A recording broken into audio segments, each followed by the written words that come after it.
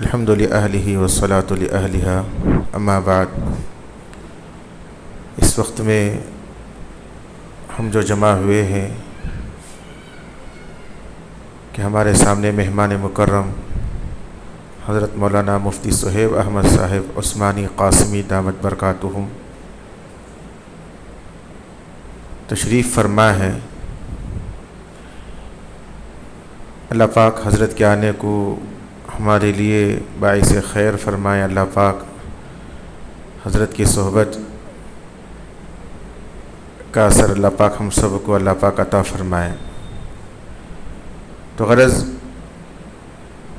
تقریباً 8-9 سال پہلے سب سے پہلے شیخ محترم سید محمد طلحہ صاحب نقشبندی دامت برکاتہم، یہ دامت برکاتہم کوئی لقب نہیں ہے کہ کسی کے نام کے ساتھ لگایا جائے، اس کا معنی ہے کہ ان کی برکتیں اللہ پاک ہمیشہ رکھے۔ یہ دعائیہ جملہ ہے، جب بھی شیخ کا نام لیا جاتا ہے ہمارا ہر ساتھی فوراً ان کی زبان سے آتا ہے کہ دامت برکاتہم، یہ معلوم ہونا چاہیے کہ دامت برکاتہم کیا ہے۔ تو اللہ پاک ان کی برکتیں ہمارے ساتھ ہمیشہ رکھے، اس کی دعائیہ جملہ ہے۔ تو تقریباً حضرت کی دعاؤں کی برکت سے 2021-2020 کے آخر میں شہر ترپاتور میں ایک مدرسہ ریاض الصالحین حضرت کی دعاؤں سے الحمدللہ قائم ہوا۔ گزشتہ سال اسی مسجد میں وہاں کے فارغ طلباء 3 طلباء کی دستار بندی ہوئی۔ ہم نے حضرت سے پہلے درخواست کی تھی کہ حضرت ہمارے لیے کوئی تاریخ ہو جائے تاکہ دستار بندی پہلی شیخ محترم کے ہاتھ سے ہو جائے۔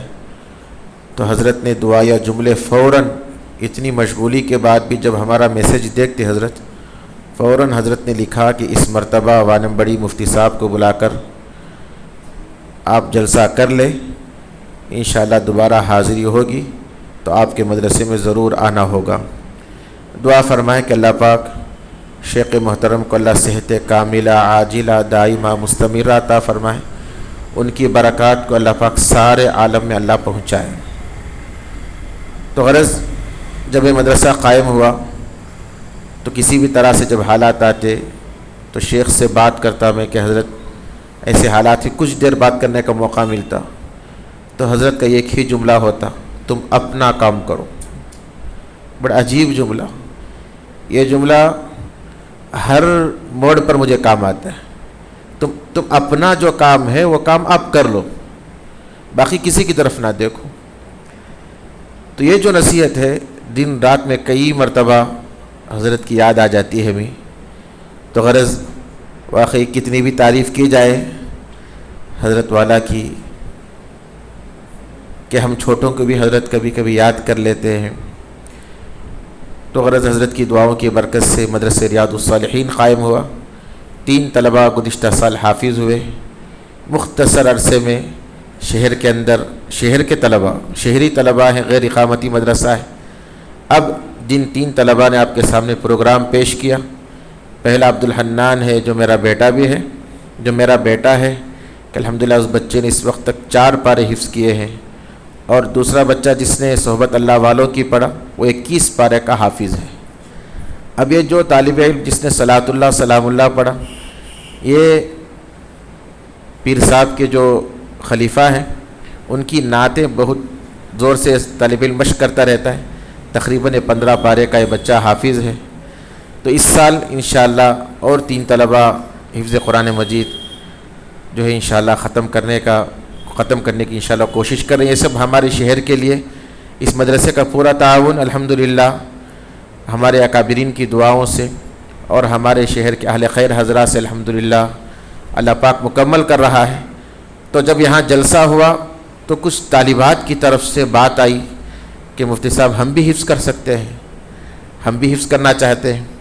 تو اسی نام سے مدرسہ ریاض الصالحین کے نام سے ہی جو ہے مدرسہ ریاض الصالحات ایک کرائے کے مکان پر جاری ہے، جہاں اس وقت میں 20 طالبات الحمدللہ صبح 6:30 بجے آ جاتی ہیں، ظہر کے 2 بجے تک الحمدللہ ان کے حفظ کا نظام چل رہا ہے۔ دعا فرمائیں کہ جب یہ مدرسہ شروع ہونا تھا، یہ صالحات شروع ہونا تھا، تو میں نے حضرت کو میسج کیا کہ حضرت اور ایک کام آپ کی دعاؤں سے ہو رہا ہے، تو حضرت نے بڑے عجیب جملے حضرت نے لکھا کہ آپ جو ہے کام کرتے جائے، اللہ کی مدد ہوگی، اللہ فضل فرمائیں گے۔ تو انشاءاللہ یہ جو جملہ ہے آپ بھی اپنی زندگی میں اس جملے کو رکھیں کہ آپ اپنا کام کریں۔ حضرت کا جو جملہ ہے کہ آپ اپنا کام کرو، یہ ہمارے لیے بہت جو ہے ہر موڑ پر یہ بات یاد آتی ہے۔ تو غرض اس وقت میں مجھے دیری کرنا نہیں ہے۔ الحمدللہ ہمارے علماء کرام بھی تشریف فرمائے ہیں، شہر کے ذمہ دار حضرات عمائدین بھی الحمدللہ تشریف لائے ہیں۔ اللہ پاک سب کے آنے کو قبول فرمائے۔ اب میں حضرت والا سے بغیر کسی تاخیر سے میں درخواست کرتا ہوں کہ وہ ہمارے سامنے اصلاحی باتیں انشاءاللہ۔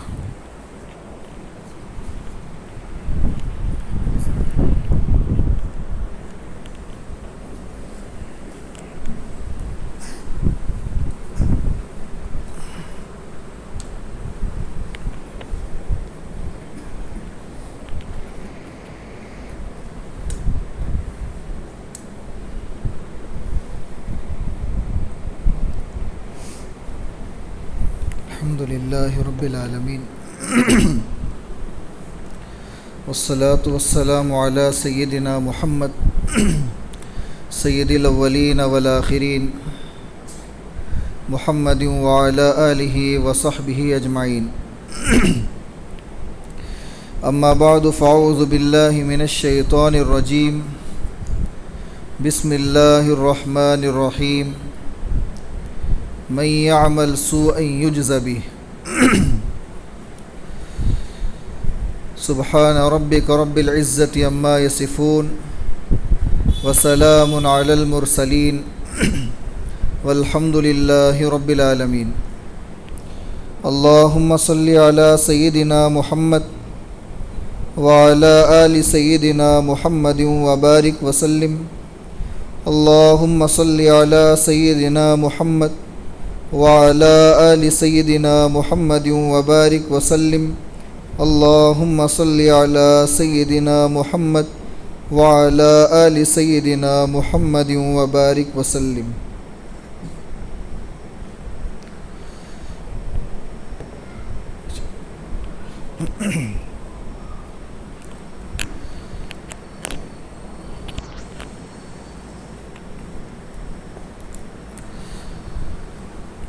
انسان اپنے گھر کے اندر اور اپنی زندگی کے اندر تمام تر سہولیات اور آسانی اور مالی وسعتوں کے باوجود بے سکونی اور بے برکتی کا شکار رہتا ہے۔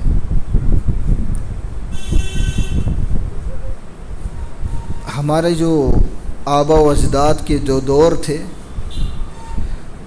آپ تو ہمارے سے زیادہ سنے ہوں گے، جو بڑے عمر کے لوگ ہیں وہ تو اپنی زندگی میں دیکھے ہوں گے، شدید تمل ناڈو کی گرمی، لیکن اے سی کا کوئی تصور نہیں، پنکھے چل جائیں تو غنیمت تھا، شدید گرمیوں کے شکار ہوتے تھے، تنگیوں کا دور تھا، روزی روٹی کے ایسے مسائل تھے کہ 2 وقت کا کھانا 1 وقت کا کھانا نصیب ہو جائے تو غنیمت تھا، لکڑیوں کے چولہے گھر میں جلتے تھے، شدید گرمیوں کے باوجود لکڑی کے گرم گرم چولہوں کی گرمیاں پورے گھر میں پھیلتی تھی۔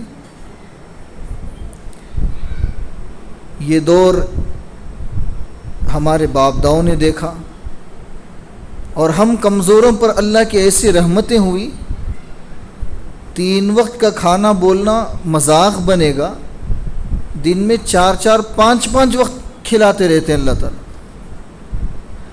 ہر قسم کی نعمتیں ہیں، صبح سے شام تک اور رات سے صبح تک بجلیاں موجود ہیں، ٹھنڈی ہوائیں ہیں، ٹھنڈے پانی کے انتظامات ہیں، نرم بستریں ہیں، ٹھنڈی میں گرم کپڑے ہیں، گرمی میں نرم کپڑے ہیں، ایک بندے کے پاس اتنے کپڑے ہیں تو کم از کم غریبوں کا ایک پورا گھر گزر بسر ہو سکتا ہے ان کے کپڑوں کا.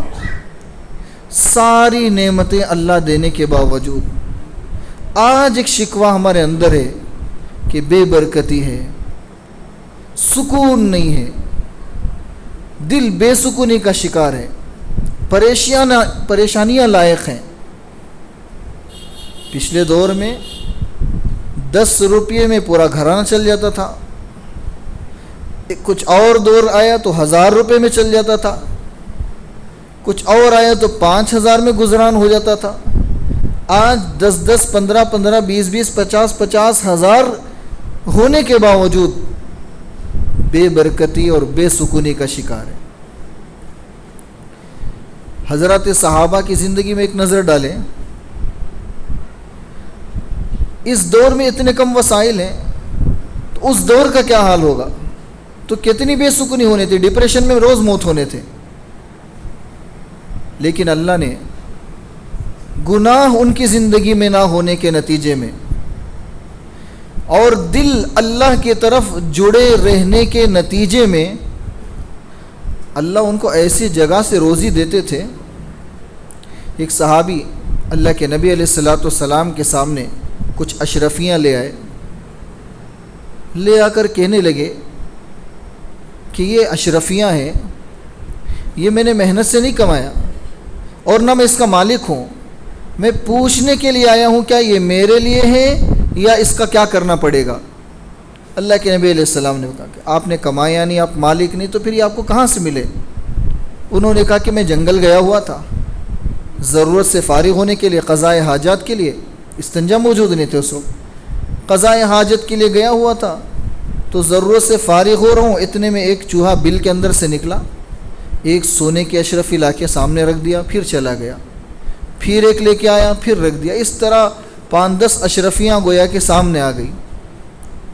اب میں اس کو اٹھا لیا ہوں، ضرورت سے فارغ ہونے کے بعد دل میں شدید خیال آیا کہ نہیں، جب تک محبوب کی طرف سے کوئی اس کا فیصلہ نہ ہو جائے میرے لیے تو حلال نہیں ہے. اتنی اچھی عادتیں تھی حضرات صحابہ کی.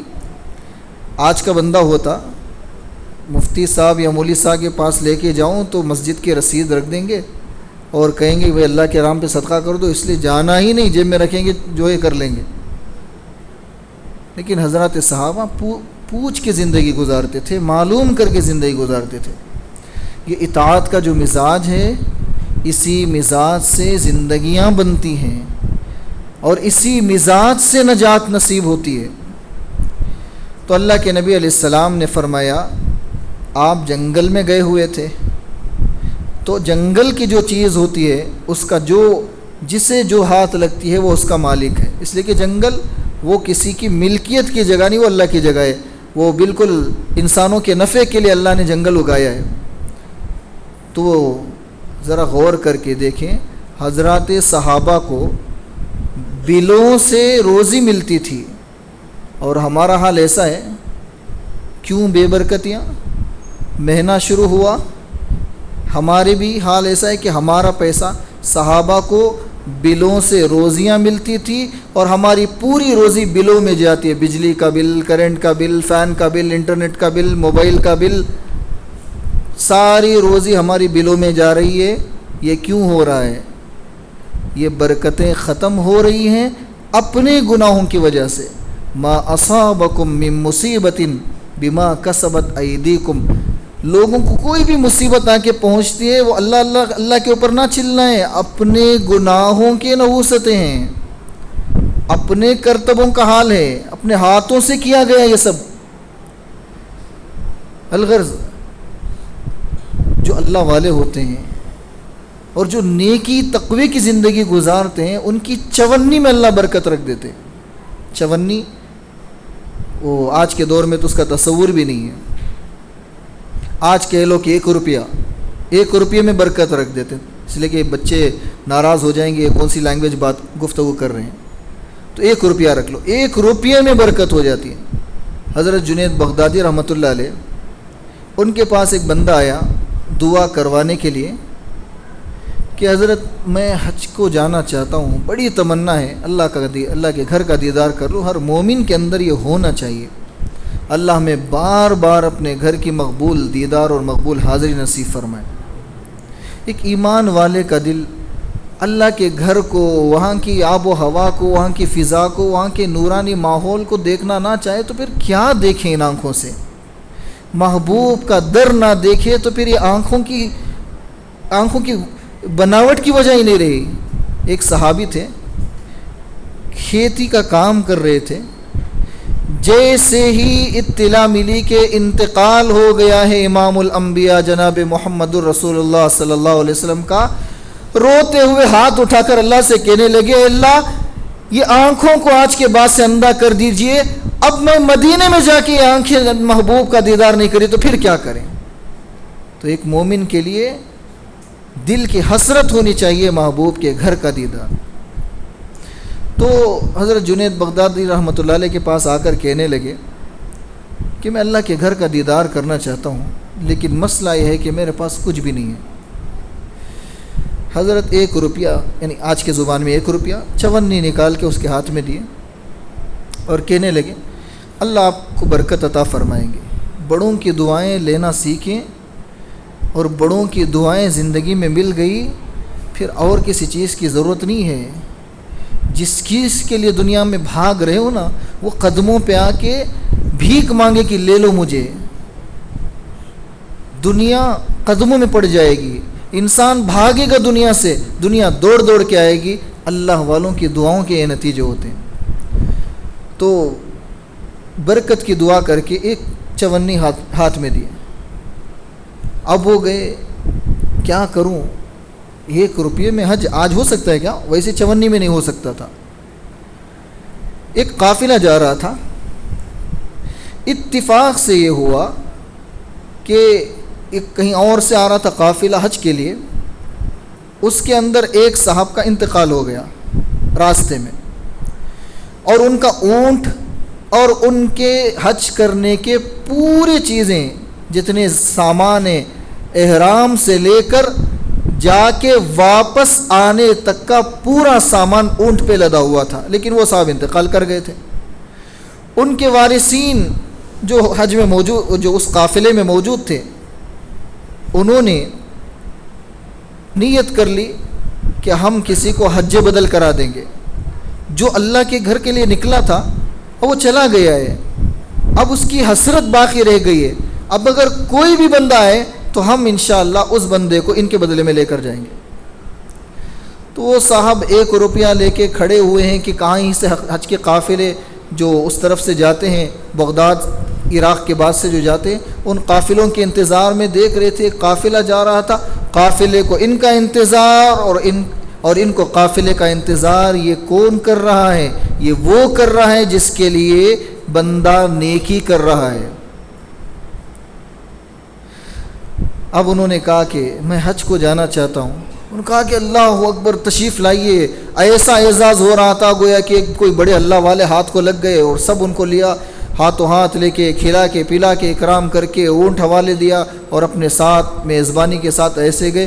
نہ ان کو کھانے کے پیسے کی ضرورت پڑی، نہ پہننے کے کپڑوں کی ضرورت پڑی۔ اب وہ عافیت کے ساتھ حج ہوا۔ حج کے بعد رو دھو کے اللہ سے دعائیں کیے، اور پھر اسی قافلے کے ساتھ واپس آئے۔ جس چونی کو لے کر چلے تھے وہی چونی واپس لے کے حضرت جنید بغدادی رحمہ اللہ کی خدمت میں حاضر ہوئے۔ حضرت زندگی میں دیکھ لیا ہے کہ بڑوں کی دعائیں اور برکتیں اور نیکی کا صلہ کیا دیتے ہیں اللہ۔ تو ہمارے لیے جو مسئلہ ہے کہ سکون نہیں ہے، ایسا حال ہمارا ہو رہا ہے، شکوہ ہو رہا ہے کہ تیش میں آ کر کہتے ہیں، بے سکونی میں آ کر کہتے ہیں کہ اللہ کو میں ہی ملا یہ دینے کے لیے، ساری مصیبتیں میرے گھر بھیج دیا۔ ایک تو گناہ کر کے دروازہ کھولا ہے مصیبتوں کا، اور دوسرا اللہ پہ شکوہ کر کے دل پہ مہر لگوا رہے ہیں۔ میرے دوستوں، ہمیں تصور نہیں ہوتا کہ گناہ کا اثر کیسے ہوتا ہے۔ ہم گناہ کو بہت معمولی سمجھتے ہیں۔ گناہ ہم یہاں کرتے ہیں، اس کا اثر فوراً ہوتا ہے۔ حضرت فضیل بن عیاض رحمہ اللہ فرماتے ہیں کہ میں نے اپنی زندگی میں غور کیا، میں مجھے بنانے والے کی نافرمانی جس وقت میں کرتا ہوں کسی وجہ سے ہو جاتی ہے، یعنی اپنے زمانے میں، تو میں اسی وقت دیکھتا ہوں کہ میرے ماتحت میرے نافرمان ہو جاتے ہیں، بیوی نافرمانی کرنے لگتی ہے، بچے نافرمانی کرنے لگتے ہیں، حتیٰ کہ جانور نافرمان ہو جاتے ہیں، چرند پرند نافرمان ہو جاتے ہیں۔ وہ کیوں فرما برداری کریں گے؟ جو روزانہ بغیر مانگے، بغیر میٹر کے، بغیر بل کے کھلا رہا ہے، پلا رہا ہے، اس کی کوئی نافرمانی کرے تو اس کے ماتحت اس کی فرما برداری کیسے کر سکتے ہیں؟ اسی طرح ایک بندہ تھا جو بنگڑی کہتے ہیں نا، چوڑیاں جسے کہتے ہیں، یہاں کی ہماری سب زبان میں، بنگلور کی یہاں کی زبان میں بنگڑیاں کہتے ہیں۔ تو بنگڑیوں کا دکان تھا اس کا، اس کی بھی بہت نیک صالح تھی۔ اس کے گھر کو، چونکہ وہ زمانے میں دودھ لانے والے ہو یا کوئی بھی سبزی لانے والے ہو، گھروں کے پاس لا کے رکھ دیتے تھے، عورتیں باہر پیسے دریچوں میں رکھ دیتی تھی۔ ایک مرتبہ ایسا ہوا کہ گھر آیا تو بیوی رو رہی ہے۔ وہ پوچھنے لگا کہ کیا ہوا تمہیں؟ کہا کہ نہیں، آج میرا دل ایسا ٹوٹا ہے، میں بتا نہیں سکتی۔ وہ خوب منانے لگا، اللہ کا واسطہ بتا دو کیا ہوا ہے، اگر مجھے نہیں بتاؤ گی تو کسے بتاؤ گی؟ وہ کہنے لگی کہ کبھی میرے ساتھ ایسا نہیں ہوا ہے کہ کوئی بھی سبزی والا ہو، دودھ والا ہو، میں پیسے کنارے رکھ دیتی ہوں، پیسے اٹھا لیتا ہے، سبزی دروازے کے پاس چوکٹ میں رکھ دیتا ہے اور میں لے کے گھر آ جاتی ہوں۔ آج ایسا ہوا کہ میں پیسے رکھ رہی ہوں، وہ انتظار کر کے کھڑا ہوا ہے، کبھی اس نے ایسا نہیں کیا، اور اس نے میرے ہاتھ کو چھو لیا، اور جیسے اس نے میرے ہاتھ کو چھوا مجھے ایسا لگا کہ جہنم کا فرشتہ کھینچ کے جہنم لے جا رہا ہے۔ ایسی نیک بندیاں ہوتی تھیں۔ اب یہاں اس کے آنسو تھوڑا سا تھمنے لگے، اس لیے کہ شوہر کو سنا رہی تو دل ہلکا ہوتی۔ ہمارا حال یہ ہے کہ ہم اپنی بیویوں کی سننے کے لیے تیار نہیں ہوتے۔ ہم نہیں سنیں تو کون سنیں گے؟ پھر تیسرا سنے گا تو فساد ہوگا، ہم سنیں گے تو مسئلہ حل ہوگا۔ گھروں کے فساد اسی لیے ہوتے ہیں کہ مرد بیویوں کو وقت نہیں دیتے، مرد ان کی ضرورت کو ضرورت نہیں سمجھتے۔ تو جب بیوی کا رونا من ہلکا ہوا کہ میں نے میرے شوہر کو سنا دیا، آئندہ سے مسئلے حل ہو جائیں گے، اس کا رونا یہاں تھم رہا ہے اور وہاں شوہر کا رونا شروع۔ اب شوہر کا رونا شروع تو بیوی ہاتھ پکڑ رہی ہے، پیر پکڑ رہی ہے، اور قسمیں کھا رہے کہ میں نے کچھ نہیں کیا، اس سے زیادہ بات آگے نہیں بڑھی، اللہ کا واسطہ تم کیوں رو رہی ہو، تم میرے اوپر شک مت کرو، میرا دامن پاک ہے۔ بیچاری اپنی پاکی بیان کرنا شروع کر دی۔ اس نے کہا کہ نہیں، یہ غلطی تیری نہیں، یہ غلطی میری ہے۔ وہ پوچھنے لگی یہ تمہاری غلطی کیوں؟ اس لیے کہ تم وقت پہ بازار سے سامان نہیں لے کر آئے، اس لیے؟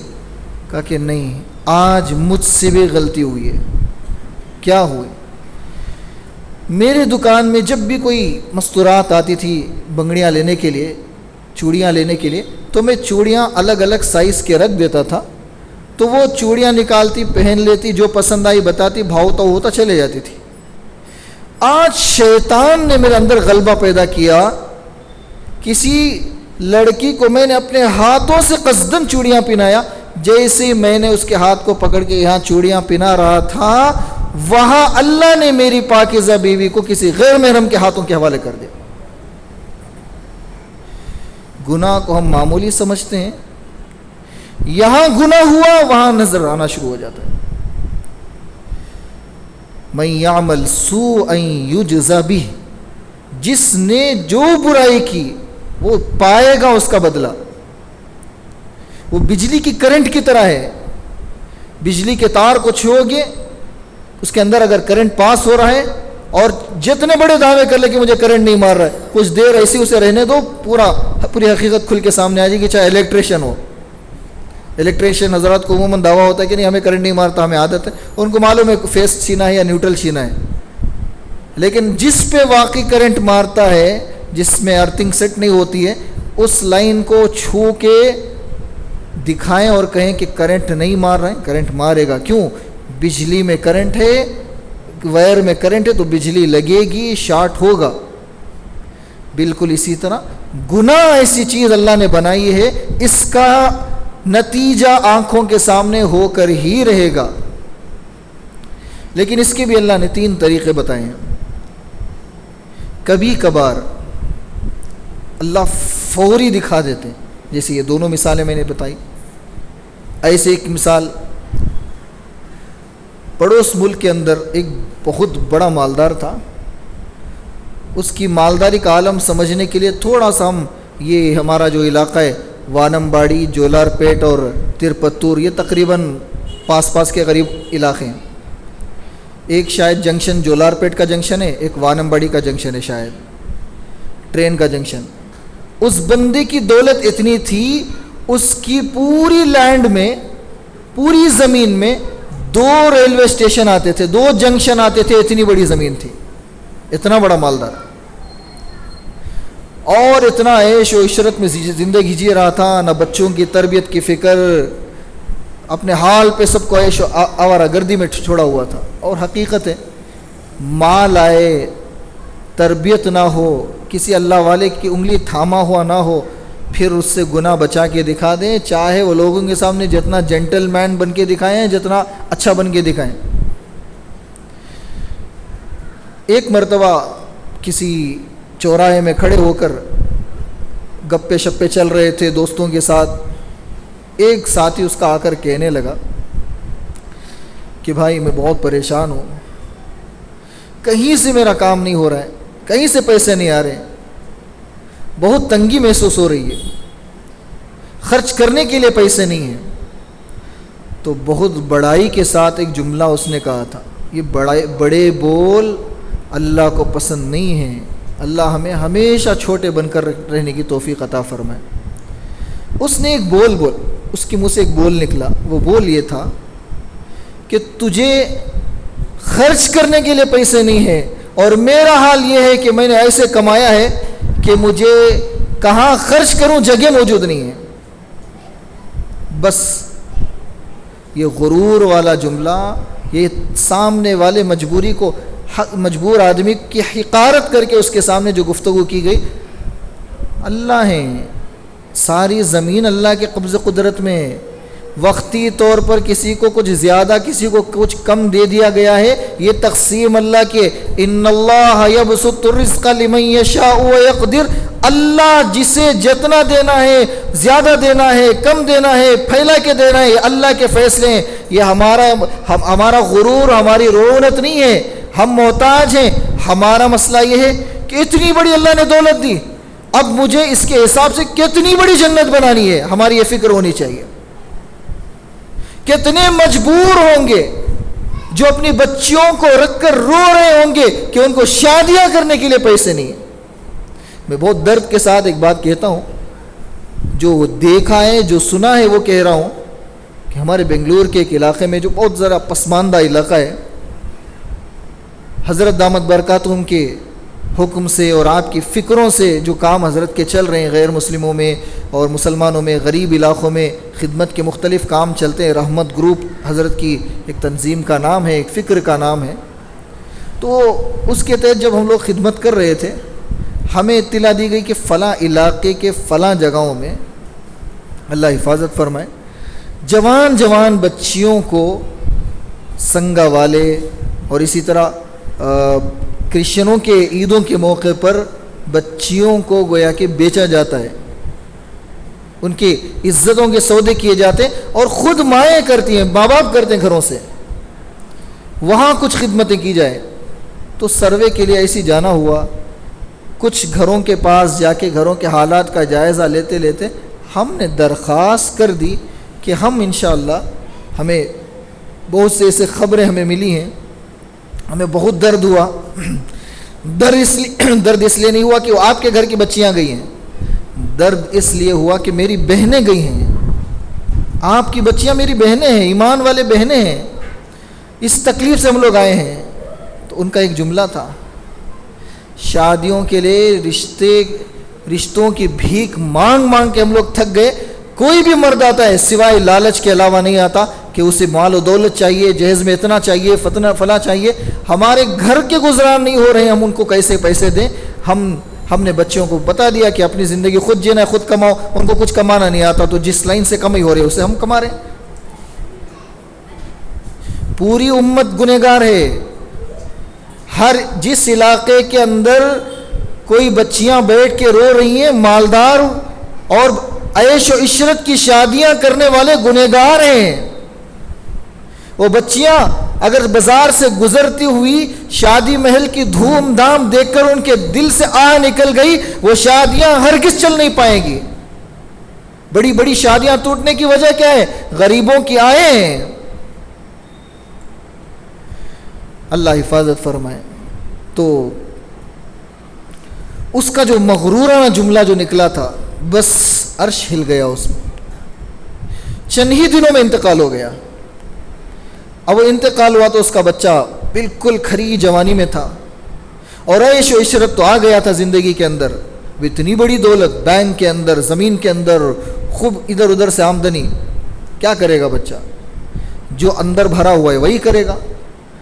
تو نشے میں اور ناز و مستی میں، عیش و عشرت میں، عیاشی میں، اور اتنا برا، اتنی فحاشی میں لگا، اور برے دوست تو ایسی جگہ میں خوب دوستی کر لیتے ہیں، مفت کا مزہ مل رہا ہے۔ ہوتے ہوتے اپنے علاقے کی لذتیں چھوڑ کر فارن کنٹری کو جانے کی ترغیبیں ہوئی، وہاں گیا، لٹاتے 2-2.5 سال میں یہ نوبت آئی کہ ساری دولت ختم ہو گئی، اور اس کا حال ایسا ہو گیا، نشہ لیتے لیتے، زنا کرتے کرتے سکڑ کے اس کا حال برا ہو گیا، ہسپتال کے لائق ہو گیا۔ ہسپتال والوں نے بھی نکال کے گورنمنٹ ہسپتال میں بھیجنا پڑا کہ سرکاری ہسپتال میں اب یہاں پرائیویٹ ہسپتال کی بل بننے پیسہ نہیں ہے۔ اور پھر سرکاری ہسپتال سے تھوڑا سا شفایاب ہو کر اب آیا تو کہیں رہنے کی جگہ نہیں۔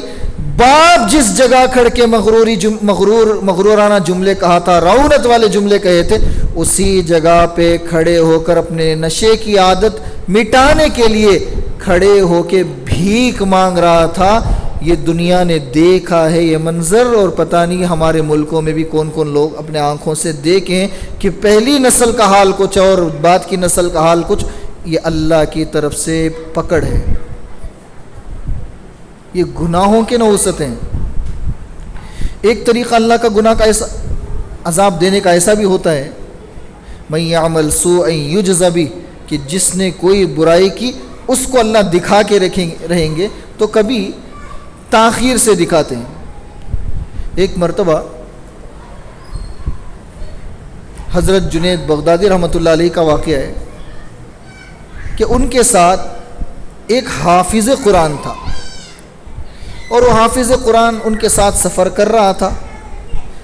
راستے میں اس کی نظر کسی نامحرم، کسی نو مولود کسی بچے پہ پڑ گئی جو بہت خوبصورت تھا، امرت بچہ تھا، اور اس نے غلط نظر سے دیکھ کر ایک جملہ حضرت سے کہا کہ اللہ تعالیٰ اتنے خوبصورت بچے کو بھی جہنم میں ڈالتے ہیں؟ تو اللہ والوں کی نظر، اگرچہ یہ جملے بڑے اچھے نظر آ رہے، نہیں، نظر دل پہ ہوتی ہے۔ دل کیا نیت سے دیکھا ہے، اللہ والوں کو اللہ تعالیٰ وہ دکھلا دیتے ہیں، اللہ دکھاتے ہیں۔ اس کا مطلب یہ نہیں کہ بھئی وہ یہ کیا دعویٰ کیا جا رہا ہے، اللہ والے دیکھ لیتے ہیں۔ سلسلے نقشبندیہ کے ایک اللہ والے گزرے ہیں، وہ کہتے ہیں کہ ایسے شیخ پر لعنت ہے جس شیخ کو یہ نظر نہ آئے کہ اس کا مرید اس کے پاس کس لیے آ رہا ہے۔ زبان بند کر کے بھی آئیں گے تو اللہ تعالیٰ دل کے کیفیات دکھا دیں گے کہ آنے کا مقصد کیا ہے۔ اس لیے کہ اللہ چاہتے ہیں کہ بندوں کی اصلاح ہو، اور اصلاح کے لیے ضروری ہے ڈاکٹر کو مرض نظر آئے۔ مرض نظر نہیں آئے گا تو علاج نہیں ہوگا۔ وہ اللہ والے ایسا نہیں کل کے دن اشتہار چھاپ دیں گے، فلاں صاحب آئے تھے، وہ ابھی زنا کر کے آئے تھے، وہ گناہ کر کے آئے تھے، وہ غیبت کر کے آئے تھے۔ وہ اشتہار اور پوسٹر نہیں لگاتے، وہ تو اپنے فرشتوں سے بھی چھپا دیتے ہیں۔ ان کا مقصد ہوتا ہے کہ یہ بندہ جو طلب کے ساتھ آیا ہے کسی حال میں جہنم کو نہ جائے، چاہے میری پوری زندگی اور میری پوری زندگی کا وقت ایک بندے کو جنت میں لے جانے کے لیے لگ جائے، میں اس کے پیچھے لگ جاؤں گا، یہ جہنم میں نہ جائیں. ان کی یہ تڑپ ہوتی ہے، فکر ہوتی ہے.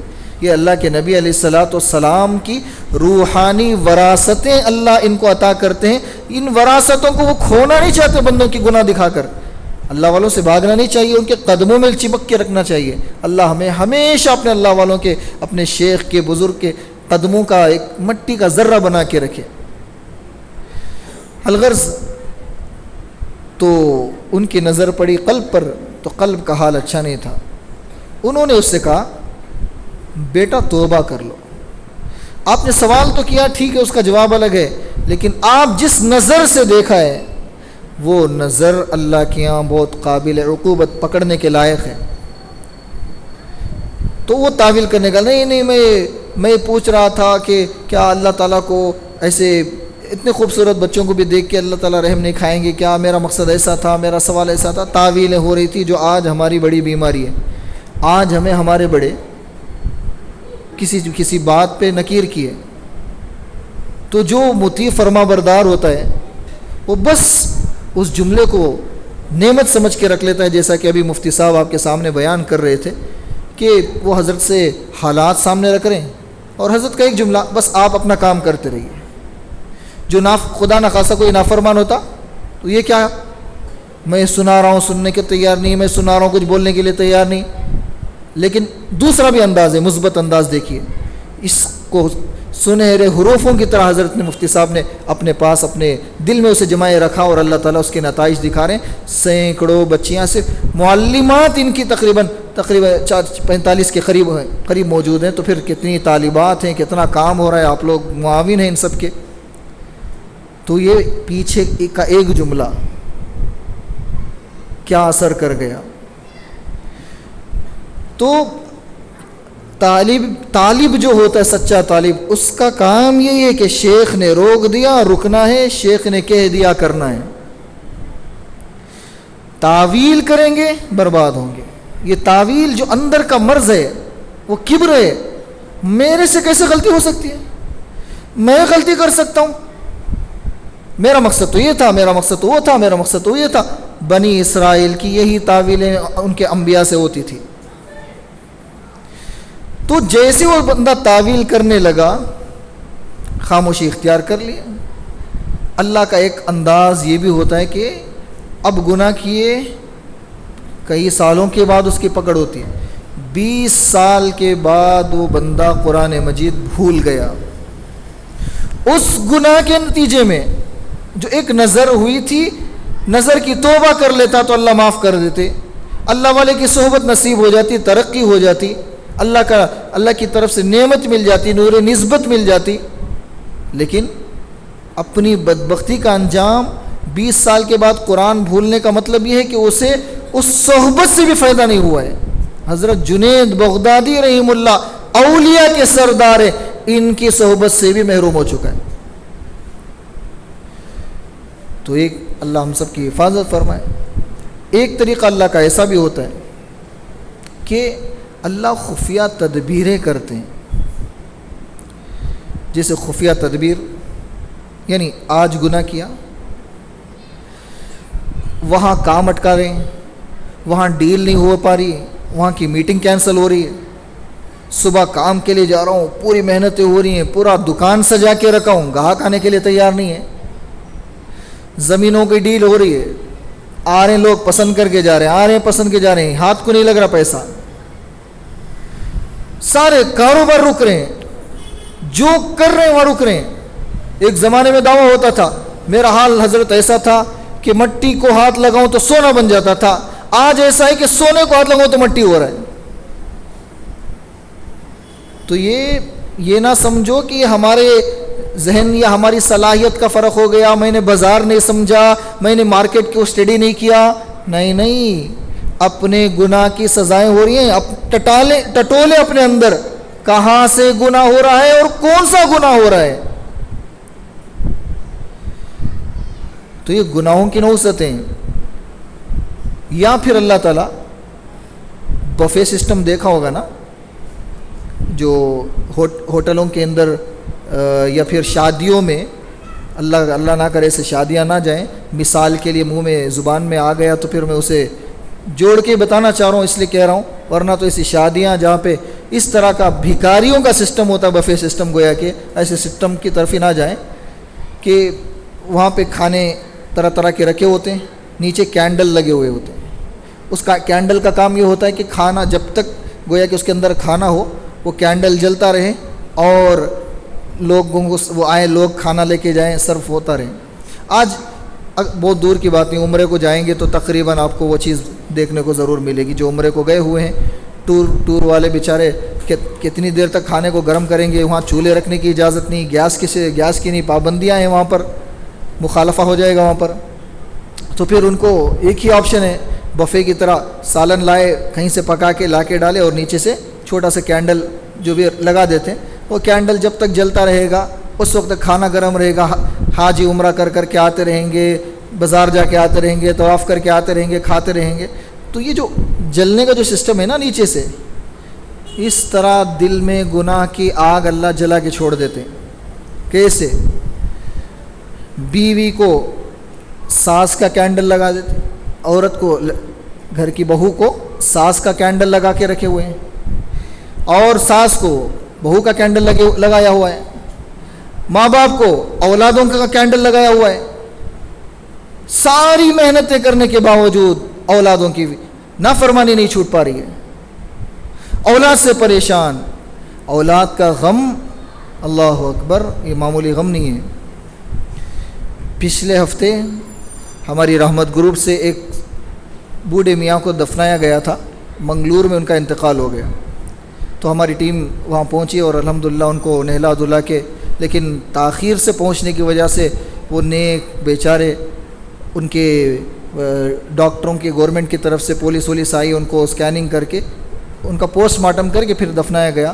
اللہ ان کو غریق رحمت فرمائے۔ بہت نیک تھے۔ کرونا کے موقع پر جو ہماری خدمتیں ہو رہی تھی، اس وقت وہ ایمبولنس کی جو ہماری خدمتیں ہوتی تھی تو وہ اس کا نظام پورا چلاتے تھے۔ ان کا حال یہ تھا، 1 لاکھ سے زائد ماہانہ آمدنی ان کے بچے کو موجود ہے۔ بیٹا اور بہو مل کر ان کو 20 سال پہلے گھر سے باہر نکال دیے۔ انتقال کے بعد جب ہمارے ساتھی حضرت کے سالکین وہاں پہنچے اور ان کو تدفین کا عمل کر رہے تھے، تو پھر ان کے جیب سے ڈائری ویری نکال کے جو بھی کوئی ایک وارث نکلے ان کو کم از کم سنا دیں گے، بھائی ان کا انتقال ہو گیا ہے، ہم لوگ دفنا رہے ہیں، کوئی ہے نہیں۔ ڈر ہونے لگا کہ کل کے دن ہمارے اوپر کوئی الزام آئے۔ پولیس تو ہمارے ساتھیوں کو کھڑا کے فوٹو لے لیا ہے کہ ہاں تم ان کی طرف سے آئے ہو، پوسٹ مارٹم یہ رپورٹ ہے، ان کو کوئی مارا تو نہیں گیا ہے، یہ رپورٹ موجود ہے، ہم لوگ ان کو دفنا رہے ہیں۔ تو رحمت گروپ سے ان کو تعاون کیا گیا، تدفین ہو گئی۔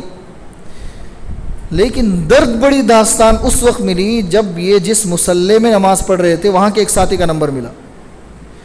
وہاں کے مصلی کے ساتھی کہہ رہے تھے، یہ اللہ کے بندے جب بھی یہاں تھے صف اول کے پابند تھے، ان کی اولاد، جوان اولاد، 1 لاکھ روپے تنخواہ کمانے والی اولاد ان کی آنکھوں کے سامنے جاتی تھی، آتی تھی، اسی مصلی میں وہ نماز پڑھتا تھا، باپ کی طرف پلٹ کے نہیں دیتا تھا، باپ صف میں بیٹھ کے تڑپتی ہوئی نگاہ سے اس اولاد کو دیکھتے تھے، بس اللہ سے دعا کرتے ہوئے رہتے تھے۔ اور ان کے انتقال کے دن ہمارے ساتھیوں کو جس قبرستان میں گورنمنٹ کی طرف سے دفنانے کے لیے کہا گیا تھا، یہ میونسپلٹی کا قبرستان ہے، وہاں کے غیر مسلم قبر کھودنے والوں نے کہا کہ نہیں، یہ چہرے والے کو یہاں نہیں دفنانا، فلاں ایک درگاہ ہے وہاں ایک اللہ والے وغیرہ دفن ہے، نیک لوگ وہاں دفن ہوتے، یہ چہرے والے کو وہاں دفنانا۔ ایسا نورانی ان کا چہرہ تھا۔ اولاد کا غم بہت خطرناک ہے۔ آج اللہ تعالیٰ بفے سسٹم کی طرح دل کے نیچے ایسے کینڈل جلا رہے ہیں، بیوی کے نیچے شوہر کا، شوہر کے نیچے نافرمان بیوی کا، ساس کے دل کے نیچے بہو کے نام سے، بہو کے دل کے نیچے ساس کے نام سے، اور پورے گھر، پورا ماحول، پورا خاندان کے خاندان آپس میں جل کے بھن رہے ہیں، کیسے کیسے حالات کا شکار ہے۔ ہمیں روز ایک نہ ایک خبر ایسی سننے کو ملتی ہے کہ کیا عالم ہوتا ہے عورتوں کا، شوہر کے محبت کے لیے تڑپ رہے ہیں، شوہر کہیں اور منہ مارتے ہوئے پھر رہا ہے اور بیوی ترس رہی کہ ایک نظر میری طرف دیکھ لیں۔ کیسے کیسے حالات ہیں، کسی کو کچھ کہنے کی ضرورت نہیں. ہر بندہ میرا خیال ہے جتنے بڑے لوگ بیٹھے ہیں اپنے ہی خاندان میں ایک نظر ڈالیں گے، اپنی زندگیوں سے غور کریں گے دیکھنا، تو پھر سمجھ میں آ جائے گا کہ یہ بفے سسٹم کا جو کینڈل جلا ہوا ہے، یہ کینڈل کہاں سے جلا ہوا ہے؟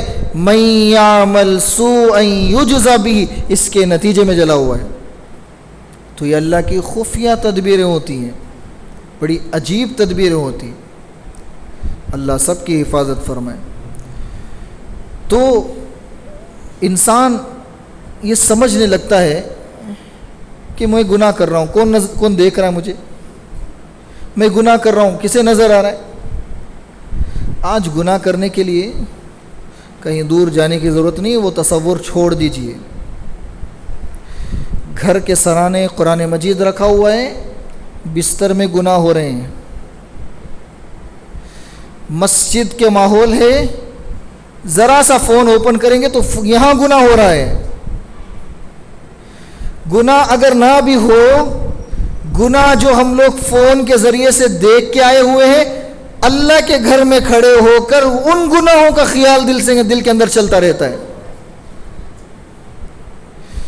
جوان سے گناہ ہو رہا ہے، بات سمجھ میں آ رہی کہ ہے جوانی کا نتیجہ ہے، بات کسی کی سننے کے لیے تیار نہیں ہے. آج سفید بالوں کا ہی حال ہو چکا ہوا ہے، کوئی بچا ہوا نہیں ہے. اللہ سب کی اصلاح فرمائے. دل جب تک نہیں بنے گا یہ حالتیں نہیں بدلے گی. تو ہم سمجھتے ہیں کہ ہم تنہائی میں گناہ کر رہے ہیں، کس کو نظر آتا ہے؟ اللہ تعالیٰ گناہ کی نحوستیں چہرے سے شروع کر دیتے ہیں. چہرہ بتا دیتا ہے کہ دیکھو گناہ ہو رہا ہے. اور جیسے ٹیسٹنگ، بخار ٹیسٹنگ کرنے کے لیے تھرمامیٹر ہوتا ہے، ہر چیز کی ایک ٹیسٹنگ ہوتی ہے. تو گناہ کی نہیں، گناہ کرتے کرتے کرتے سیاہ داغ دل پہ لگتے لگتے لگتے دل جب پورا سیاہ ہو جاتا ہے، اس کے بعد اللہ حفاظت فرمائے مہر لگنے کے قریب ہو جاتا ہے. مہر لگ گئی تو پھر اللہ حفاظت فرمائے ہم سب کی. اللہ تعالیٰ کسی کے دل کو مہر نہ لگائے. اللہ سب کے دل کو روشن کرے، میرے دل کو بھی روشن کرے، سب کے دل کو روشن کرے. اس کی بھی کچھ علامتیں انسانوں کی زندگی میں سامنے آتی ہیں. ان علامتوں کو اگر میں کہہ رہا ہوں وہ اس لیے نہیں کہہ رہا ہوں کہ میرے دل میں نہیں ہے، میں اپنی زندگی میں تلاش کروں، آپ اپنی زندگی میں تلاش کریں. سب سے آسان طریقہ دیکھیے، نماز کی جو ترتیب ہوتی ہے، نماز کا ایک ایک عمل انسان کی زندگی بنا دے گا. ہم معمولی سمجھتے ہیں نماز کو. صفوں کی درست کرنے کی ترتیب میں یہ ترتیب ہے کہ مجھے اپنے ایڑیوں کو اگر میں دیکھ لوں کہ میری ایڑیاں حصیر کے کنارے ہیں یا نہیں ہیں، تبھی صفی درست ہوتی ہے. اگر یہ کہا گیا سب ایک دوسرے کی ایڑیاں دیکھو، اپنی نہ دیکھو، تو پوری نماز ختم ہو جائے گی، صف درست نہیں ہوگی. کیوں؟ میں اس سے پیچھا کرتا رہوں گا، میری ایک ایڑی وہاں رہے گی، ایک ایڑی وہاں رہے گی، تو پوری نماز، پوری صف تتر بتر ہو جائے گی. نماز میں ہے کہ آپ اپنی صف دیکھ لو، اپنے ایڑیاں کو دیکھ لو.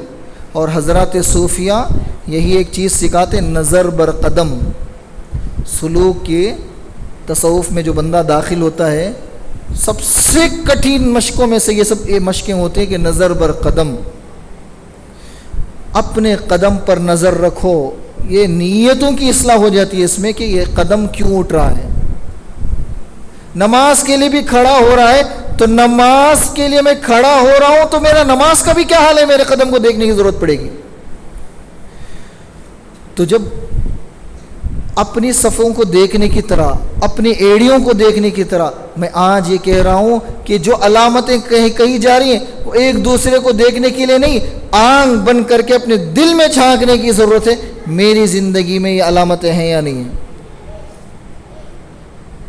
ایک علامت یہ ہے، ایک ٹیسٹنگ رپورٹ اللہ کی طرف سے گناہ کی وجہ سے یہ آتی ہے کہ جھجک ختم ہو جاتی ہے گناہ کی. معمولی لگنے لگتا گناہ، اتنا ہی. صبح سے شام تک بازار میں، مسجد میں بیٹھ کے نظر کی حفاظت ماشاءاللہ سب کی ہو جاتی ہے.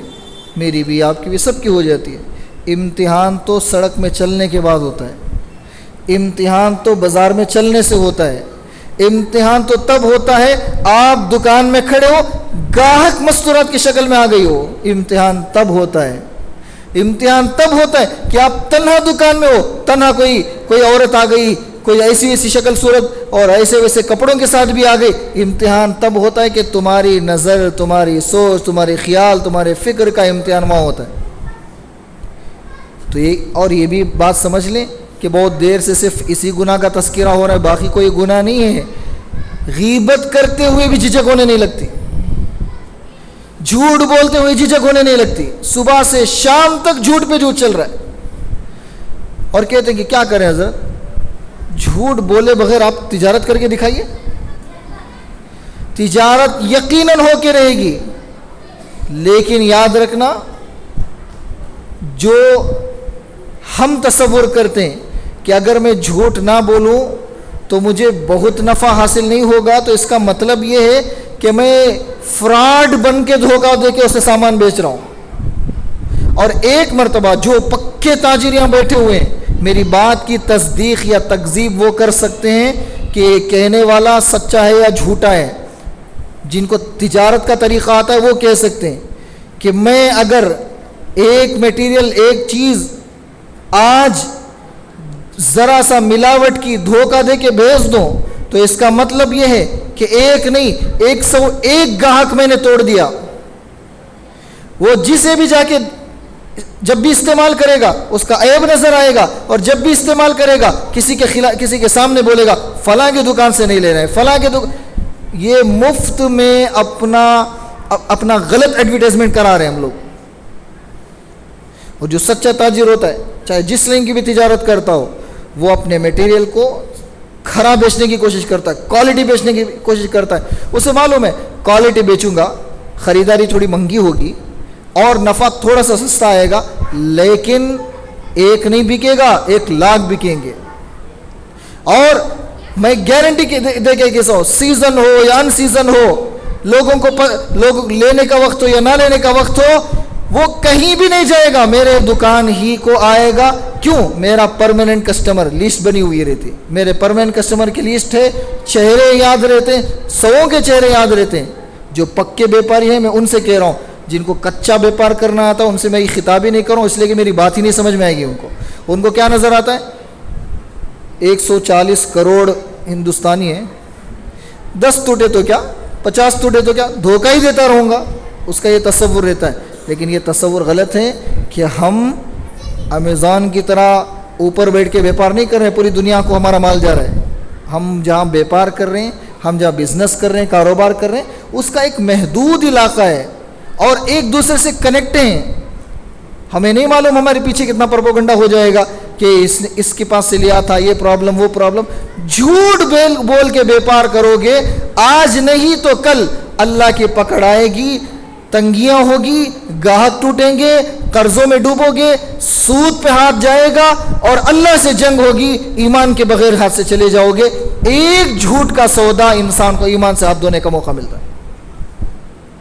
ہم معمولی سمجھتے ہیں، تو گناہ سے جھجک ختم ہو جائے گی۔ یہ سب سے پہلے ہم اپنی زندگی میں اٹھا کے غور کر کے دیکھیں، میرے اندر گناہ کے لیے آسانی محسوس ہو رہی ہے تو سمجھو مہر لگنے کے قریب دل کی سیاہی کا حال ہو چکا ہے۔ اور آج کے نوجوانوں میں اور تھوڑا اور قریب آ رہا ہوں، اس لیے کہ بہت سے نوجوان چہرے مجھے نظر آ رہے ہیں، تو ان کو میں قریب کر کے بات کر سکوں، اس لیے کہ ان کی تجارت کی ابھی عمر بھی نہیں ہوئی ہوگی، تو اس لیے تجارت کی صرف ایک مثال دینے سے وہ سمجھیں گے کہ ہمارا کوٹا ختم، جو ہمارے باپ دادا کی عمر کے تاجر بیٹھے ہیں ان کی بات ہے۔ نہیں، آئیے میں بتانا چاہ رہا ہوں، گناہ دیکھنے کو بھی معمولی سمجھنا، یہ بھی سمجھیں کہ اندر سے سیاہی بھر چکی ہے۔ گناہ سننے کو معمولی سمجھنا، یہ بھی سمجھے سیاہی بھر چکی ہے۔ اور آج کے دور میں جو اوپن مائنڈ، یہ ایک لفظ کہا جاتا نا اوپن مائنڈ، اسلام اوپن مائنڈ نہیں ہے۔ کھلی بات، اسلام کا مطلب آپ مجھے بتائیے، ہم اپنے آپ کو عبد کہتے ہیں یا آقا کہتے ہیں؟ عبد مطلب بندہ. مجھے بتائیے، آج فیصلے کا وقت ہے، ہم فیصلہ کریں. ہم اللہ کے بندے ہونے کا جملہ کہتے ہیں یا اللہ کے اللہ ہونے کا جملہ کہتے ہیں؟ کیا کہتے ہیں ہم لوگ؟ مالک کے مالک کہتے ہیں، مالک الملک کہتے ہیں، مالک الملوک کہتے ہیں، یا پھر ہم اپنے آپ کو عبد کہتے ہیں؟ بتائیے کیا کہتے ہیں؟ عبد کہتے ہیں. عبد کا مطلب کیا ہے؟ غلام ہے. غلام آزاد نہیں ہوتا. ہم اللہ کے غلام ہیں، اور جو اللہ کا غلام ہوئے اس کے ساری دنیا غلام ہے. اور جو اللہ کا غلام نہیں بننے کے لیے تیار ہے، وہ تیار ہو جائے، ساری دنیا کی غلامی اس کے نام ہوگی. اسے نہیں پتا ہوگا، وہ سمجھے گا میں اوپن مائنڈیڈ ہوں. تو اس کا نتیجہ کیا؟ ایسا فکری غلام ہو کے رہتا ہے. جو دنیا میں کوئی نیا سٹائل شروع ہوا، اور جس گت کا بھی سٹائل ہو، بال یہاں سے کاٹو، بال وہاں سے کاٹو، پیجامہ اوپر سے نیچے کرو، نیچے سے اوپر کرو، یہاں سے پھاڑو، وہاں سے پھاڑو. اور کالجز کے اندر جو ہو رہا ہے، میں سنا رہا ہوں اس لیے کہ میں ایک نوجوان ہوں، اور نوجوانوں کے ساتھ میرا بیشتر وقت گزرا ہوا ہے، تو مجھے ملے ہوئے نوجوانوں کے ساتھ سنی ہوئی باتیں میں بتانا چاہ رہا ہوں کہ نوجوان بہت فرینکلی اپنے اسکول اور کالجز کے اندر لڑکیوں سے شیک ہینڈ کرتے ہیں، بات کرتے ہیں، نظریں جما کے گفتگو کرتے ہیں، اور سمجھتے ہیں یہ ہم اوپن مائنڈیڈ ہیں، ہم ایسا کلوز، ہم ایسا نہیں رہ سکتے، تو اس لیے میں کھل کے رہتا ہوں. یہ جو گناہ کو معمولی سمجھ رہے ہیں نا، یہ سمجھو دل کالا سیاہ سل ہو چکا ہے، مہر لگنے کے قریب ہمارے دل کا حال ہو چکا ہے، ہمیں احساس ہی نہیں. کالجز کے اندر کیا نہیں ہو رہا ہے. اللہ اکبر کبیرہ، اللہ اکبر. کہ اکبر الہ آبادی نے ایک شعر کہا تھا، شعر کا جملے تو مجھے یاد نہیں، مفہوم کہہ دیتا ہوں کہ فرعون کو اگر کالجوں کے بارے میں اگر کوئی پلان پیش کر دیا ہوتا تو وہ بچوں کے قتل کرنے کا حکم نہیں کرتا، سینکڑوں کالجز بناتا کہ بس نسل کا ضمیر ختم ہو جائے گا، یہاں سے بے ضمیر انسان ملیں گے. تعلیم کا مخالف نہیں ہوں میں، بنا تربیت کے تعلیم کا مخالف ہوں. اللہ سے کرے دور تو تعلیم بھی فتنہ، افلاک بھی، اولاد بھی، املاک بھی فتنہ. ناحق کے لیے اٹھے تو شمشیر بھی فتنہ، شمشیر تو کیا نعرے تکبیر بھی فتنہ. تو تربیت کے بغیر تعلیم، تربیت کے بغیر تجارت، تربیت کے بغیر خیر کے خدمات، سب کے سب وبال جان بنیں گے. تو آج جو کالجز کے اندر جس طرح فکری ارتداد پیدا کیا جا رہا ہے، اس کو بھی سمجھنے کی ضرورت ہے. عصر سے پہلے حضرت مفتی صاحب کے مسجد میں نماز پڑھ کے بیٹھے ہوئے تھے، تو اللہ نے ایک آیت دل میں ڈالی، اور وہاں میں نے اس پر تذکرہ کر رہا تھا جو حضرت دامت برکاتہم سے ہم لوگ سنتے تھے. یا ایھا الذین آمنوا من یرتد منکم عن دینہ فسوف یأتی اللہ بقوم یحبہم ویحبونہ. آج کی نسل، اس نسل کو سوشل میڈیا کے ذریعے سے، فکری گمراہیوں کے ذریعے سے، ہمیں نہیں معلوم میرا بچہ کس کا سن رہا ہے، کسی اللہ والے کا سن رہا ہے، یا فکری گمراہی پیدا کرنے والا قرآن کے ذریعے سے، حدیث کے ذریعے سے فکری گمراہیاں پیدا کی جا رہی ہیں. نوجوان سن رہے ہیں، ماں باپ کو نہیں معلوم کہ وہ سن رہا ہے کس لیے. سوشل میڈیا کیسے بچہ استعمال کر رہا ہے، کتنا اس کی ضرورت ہے، کیا استعمال کر رہا ہے، اگر ایک باپ نظر نہیں رکھے تو کون نظر رکھے گا؟ اور جو ہمارے اکابر علماء وغیرہ موجود ہیں، وہ بھی اس کی فکر کریں کہ جو ہمارے نوجوان ہیں، کسی طرح ان سے کھیل کود کے ذریعے سے، کسی گیمز کے ذریعے، جو بھی باہر کے جو فٹ بال ہو یا کوئی بھی، کسی طرح ان نوجوانوں کے ساتھ اپنا کنیکشن بنائے رکھے. دینی حلقے، کچھ علمی مذاکرے، مسائل کی مجلسیں، کوئی نہ کوئی ایسی چیزیں ایسی قائم کی جائیں، اور یہاں کے عمائدین ان کا ساتھ دیں، ان کو فری ہینڈ چھوڑے، ان کو کام کرنے دیں. آج کی ضرورت ہے. ورنہ یاد رکھیں، میں وہاں بھی نسوان میں بھی یہ بات کہہ کے آیا تھا کہ جو پچھلے 4-5 سال میں کانوں کو روز واٹس ایپوں کے ذریعے سے جو روز خبریں ملتی تھی کہ برقع پہنی ہوئی ہماری بچیاں غیروں کے حوالے ہو رہی ہیں، تو یہ بچیاں 2000 میں جو برائیاں چل رہی تھی ٹی وی وغیرہ کے ذریعے سے، ان برائیوں کو ہم لوگ آزاد خیالی بول کے اپنے بچوں کو چھوڑا تھا، اس کے نتیجے میں یہ وبا قائم ہوئی تھی کہ آج اس وقت کے پیڑے ہوئے درخت بیج آج کیکر کے درخت بن کر اگ رہے ہیں اور کانٹوں کی طرح ہمارے دلوں کو چبا رہے ہیں، اور آج لوہے کے کیل کے درخت گویا کہ ہم لوگ بو رہے ہیں۔ ہمیں نہیں معلوم کتنا بڑا فتنہ اپنے بچوں کو دے رہے ہیں، اپنی نسل کے ہاتھ میں دیے ہوئے ہم لوگ، اور اس کا جو انجام ہوگا اللہ اکبر۔ پھر ایک ہی آیت سامنے آئے گی، یا ایھا الذین آمنوا من یرتد منکم عن دینی، اے ایمان والوں، یہ کافروں سے خطاب نہیں کر رہے اللہ، ایمان والوں سے خطاب کر رہے ہیں، اے ایمان والوں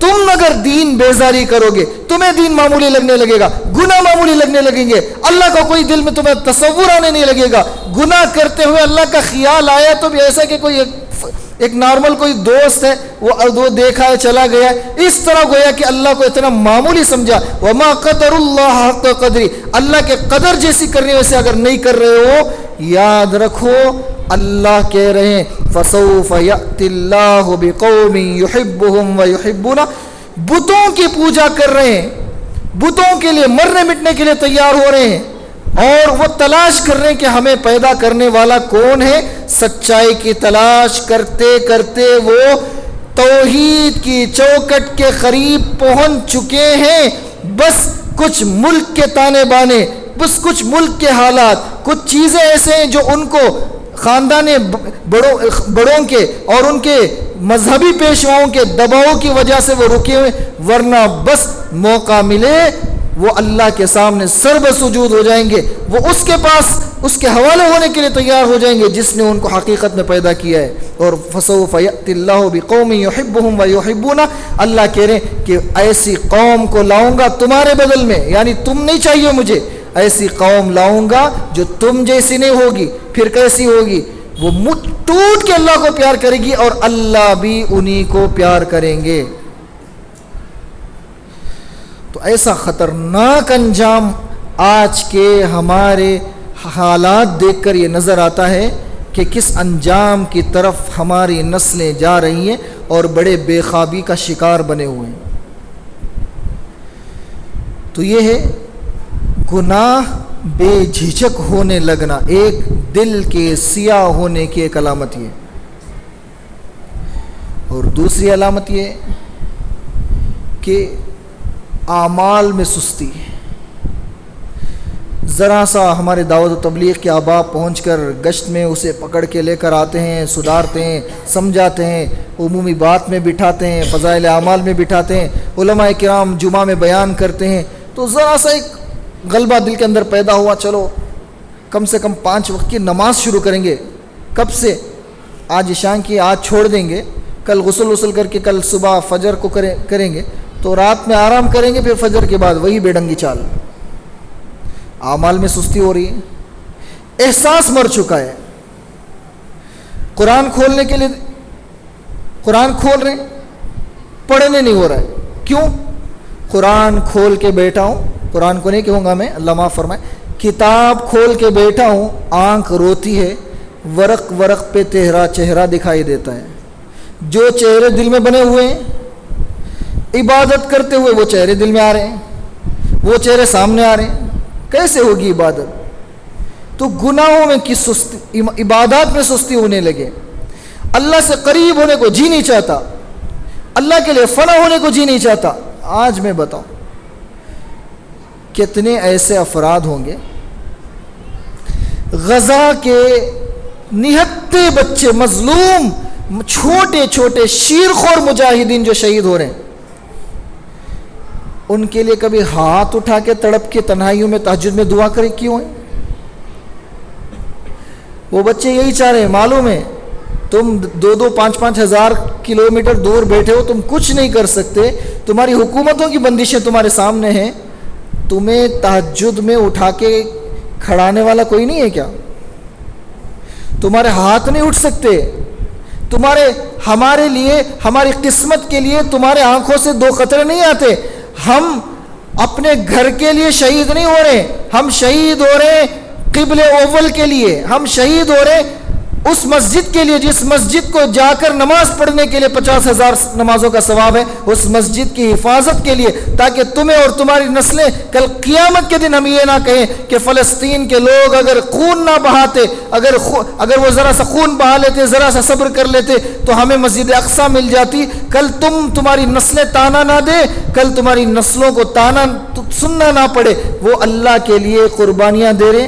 اور بتاؤ، میں کہہ رہا تھا نا، بار بار کہہ رہا تھا کہ یہاں پہ صف درست کرنے کے اصول سے گفتگو کی جا رہی ہے۔ میں اپنی ایڑیاں دیکھ رہا ہوں، آپ اپنی ایڑیاں دیکھیے، میں اپنا دل دیکھ رہا ہوں، آپ اپنا دل دیکھیے، میں اپنی تہجد کے موقع پر کی نماز اور وہاں کی بھیک دیکھ رہا ہوں، آپ اپنی نمازوں کو دیکھیے، اپنی بھیک کو دیکھیے، کتنے ہاتھ اٹھے مظلوم مجاہدین کے لیے۔ تو اس کا مطلب میں تو بہت بڑی بات کہہ رہا ہوں کہ تہجد میں ان کے لیے دعا۔ شادیوں سے پیپسیاں بند نہیں ہوئی ہیں، شادیوں سے اور گھروں سے صرف اور پتہ نہیں کیا کیا ان کی بلا بدتر ان کے جو پروڈکٹ ہیں، گھر کی استعمال کی اشیاء ہیں، گھر سے وہ بند کرنے کے لیے تیار نہیں، اور اسے معمولی سمجھ رہے، اور اس بائیکاٹ کی بات کرنے والوں کو دقیانوسی اور پرانی سوچ والے سمجھ رہے، اور اپنے آپ کو بہت اوپن مائنڈ سمجھے ہوئے ہیں۔ تو سوچو ہمارا انجام کیا ہوگا، اللہ حفاظت فرمائے۔ تو ایک جو ٹیسٹنگ رپورٹ آئے گی کہ میرا دل سیاہ ہے، وہ ہے جھجک ختم ہو جانا گناہ کرنے کے لیے، اور دوسرا سستی پیدا ہو جانا اللہ کی طرف رجوع ہونے کے لیے، اور تیسرا نصیحت بری لگنے لگے۔ مجھے معاف فرمائے، میں تو سمجھتا ہوں یہ جو مجمع بیٹھا ہوا ہے یہ ایسا نہیں ہے۔ اگر ایسا ہوتا تو پھر میری کڑوی کسیلی باتیں سن کے وہ نہیں بیٹھتا، وہ اٹھ کے چلا جاتا تھا۔ لیکن خدا نہ خاصا کسی کے دل میں اگر یہ پیدا ہو رہا ہو، ان مولویوں کا کام ہی بولنا ہے، سنیں گے ہم لوگ، تو پھر اللہ کے لیے مجھے معاف فرمائیں، قرآن مجید کی اس آیت کو سمجھیں۔ فذکر فإن الذکریٰ تنفع المؤمنین۔ اللہ کہہ رہے ہیں، آپ نبی علیہ السلام سے کہہ رہے ہیں آپ نصیحت کیا کیجئے، یعنی ایسا نہیں کہ ایک بار کرتے رہا کیجئے۔ کیوں؟ یہ ایمان والوں کو نفع دے گی۔ یہ لفظ مومن آ کے اس قلب کے حالت کا، اس سوال کا جواب دیا جا رہا ہے۔ باپ بیٹے کو نصیحت اگر کر رہا ہے اور بیٹا جھٹک کے جا رہا ہے، سننے کے لیے تیار نہیں، نماز کے لیے اٹھا رہے ہیں تو بالکل ایک جانور، ایک حیوان بننے کے لیے تیار ہو جا رہا ہے، ماں کو گالی دینے کے لیے لگ رہا ہے، بھائی کو دھکا دینے کے لیے لگ رہا ہے، تو یاد رکھنا آپ کو نصیحت نفع نہیں دے رہی ہے، تو پھر قرآن کی یہ آیت کیا سمجھا رہی ہے؟ تنفع المؤمنین، ایمان والوں کو نفع دے گی نصیحت، جو ایمان والے نہیں ہیں ان کو نفع نہیں دے گی۔ اللہ حفاظت فرمائے، الٹا معنی نہیں لینا ہے، لیکن غور سے دیکھیں گے تو اپنے آپ کے لیے دیکھیں گے، نصیحت کے لیے اگر دیکھیں گے تو دل کہے گا کہ بھئی بات تو صحیح ہے، مجھے نصیحت نفع نہیں دے رہی ہے، تو مطلب یہ ہے کہ میں اللہ کی نظر میں مومن نہیں ہوں، شاید مجھے توبہ کرنا چاہیے۔ گھروں کے اندر ماحول کو غور کریں، ایک بچہ نیک ہونے لگا، اللہ والوں کی مجلسوں کو جانے لگا، پورا خاندان تانا دینے کے لیے آیا تھا، ابھی جوانی میں داڑھی چھوڑ رہا ہے، ابھی جوانی میں جبہ خبہ پہن لیا، ابھی ٹوپی پہن لیا، کون تجھے لڑکی دے گا؟ ایسی لڑکیاں جائیں کسی کے حوالے، ہمیں نہیں چاہیے ایسی لڑکیاں۔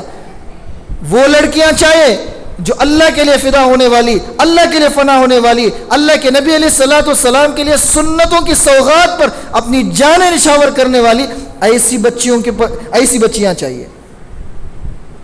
حضرت تھانوی رحمۃ اللہ علیہ نے اصلاح الرسوم ایک کتاب ہے، وہاں یہ لکھا ہوا ہے کہ اگر کوئی سسر یہ جملہ کہہ کر، یہ بات کہہ کے کہ مجھے داڑھی والا داماد نہیں چاہیے، رشتہ جھٹلاتا ہے، تو حضرت تھانوی رحمۃ اللہ علیہ لکھتے ہیں کہ وہ کافر ہو گیا، نبی علیہ السلام کی سنت کی توہین کرنے کے نتیجے میں۔ داماد کی داڑھی پر نہیں، رسول پاک صلی اللہ علیہ وسلم کی سنت کی توہین کے خاطر۔ خاندان کے نیک بچے جو عبادت گزار بنتے ہیں، کسی اللہ والے، کسی مفتی صاحب، کسی دیندار، کسی دعوت تبلیغ کے ہمارے دینی بھائیوں کی صحبتوں سے جب وہ دین کی طرف رغبت کے لیے آگے بڑھتے ہیں، ان کو تانے دینے والے، تانا تم اسے نہیں دے رہے ہو، تانا تم یہ تصور کر کے دے رہے ہو گویا کہ آج اللہ کے نبی علیہ السلام ہوتے، وہ بندہ اللہ کے نبی علیہ السلام کی محفل کو آ رہا ہے تو وہ صحابی کی طرح ہے، وہ نبی علیہ السلام کی سنتوں کا عاشق شیدائی ہے، تو تمہارا پورا تانا وہاں بیٹھے ہوئے رسول خدا صلی اللہ علیہ وسلم پر جا رہا ہے، تو تم کفر اختیار کر رہے ہو۔ ساتھ دو، تعاونوا علی البر والتقوی، نیکی کے معاون بنو، ولا تعاونوا علی الاثم والعدوان، گناہ کے معاون نہ بنو۔ ہم گناہ کے معاون بن رہے ہیں، یہ کہہ کر بچوں کے رشتے کینسل کر رہے ہیں۔ نہیں، لڑکا بہت کہہ کہ یہ دیندار دیکھ رہا، بھائی ڈر ہو رہا ہے، دینداری سے ڈر ہے یا ایمان نہیں ہے؟ یہ جو آ گیا نا ہمارے اندر، اللہ حفاظت فرمائے۔ تو یہ جو تھرمامیٹر ہمارا، نصیحت اچھی نہیں لگنا، نصیحت اچھی نہیں لگ رہی ہے، بچے چھوٹے بچے ہیں، چلو ٹھیک ہے ان کو معاف ہے، لیکن فرما برداری پہ ایسی پانی پڑتا رہا، نافرمانی پہ پانی پڑتا تو وہ بھی مضبوط ضدی نافرمان بنیں گے، لیکن ان کی ابھی سے تربیت کی ضرورت ہے۔ لیکن ایک قصور ناصحین کا بھی ہوتا ہے، باپ بیٹے کو نصیحت کر رہا ہے، باپ کی نصیحت میں شفقت چاہیے، کیوں؟ وہ اپنی تجارت کے لیے نہیں بلا رہا بچے کو، وہ جنت کی تجارت کے لیے بلا رہا ہے، وہ اس کی آخرت بنانے کے لیے بلا رہا ہے۔ وہ اگر یہاں آنکھوں سے آنسو بہا کے محبت اور شفقت کے ساتھ اسے تحفے تحائف اور انعام دے کے اس کا دل خوش کر کے اگر نہ بلائے تو یاد رکھنا، اپنے آنکھوں سے دیکھنے کے لیے تیار ہو جاؤ، یہ نسل اگر تمہارے غلط بلانے کے طریقے کے نتیجے میں اگر وہ جہنم چلی گئی تو پھر اپنے آنکھوں کے سامنے وہ جہنم نہیں جائے گی، بلکہ وہ تمہیں ساتھ لے کر جائے گی، وہ اللہ سے مقدمہ کرے گا۔ اللہ اگر یہ پیارے حبیب صلی اللہ علیہ وسلم جس طرح پیارے صحابہ کو، مشرکین کو، دشمنوں کے لیے نچھاور ہو کے دین کی دعوت دیتے تھے، اگر اس طرح محبت سے مجھے میرے باپ بلاتے تو میں مان جاتا تھا، میں اتنا بھی برا نہیں تھا، لیکن نہیں، اللہ یہ انا کا مسئلہ، ضدی کا مسئلہ آیا، اس لیے کہ بلانے کا لہجہ خراب تھا۔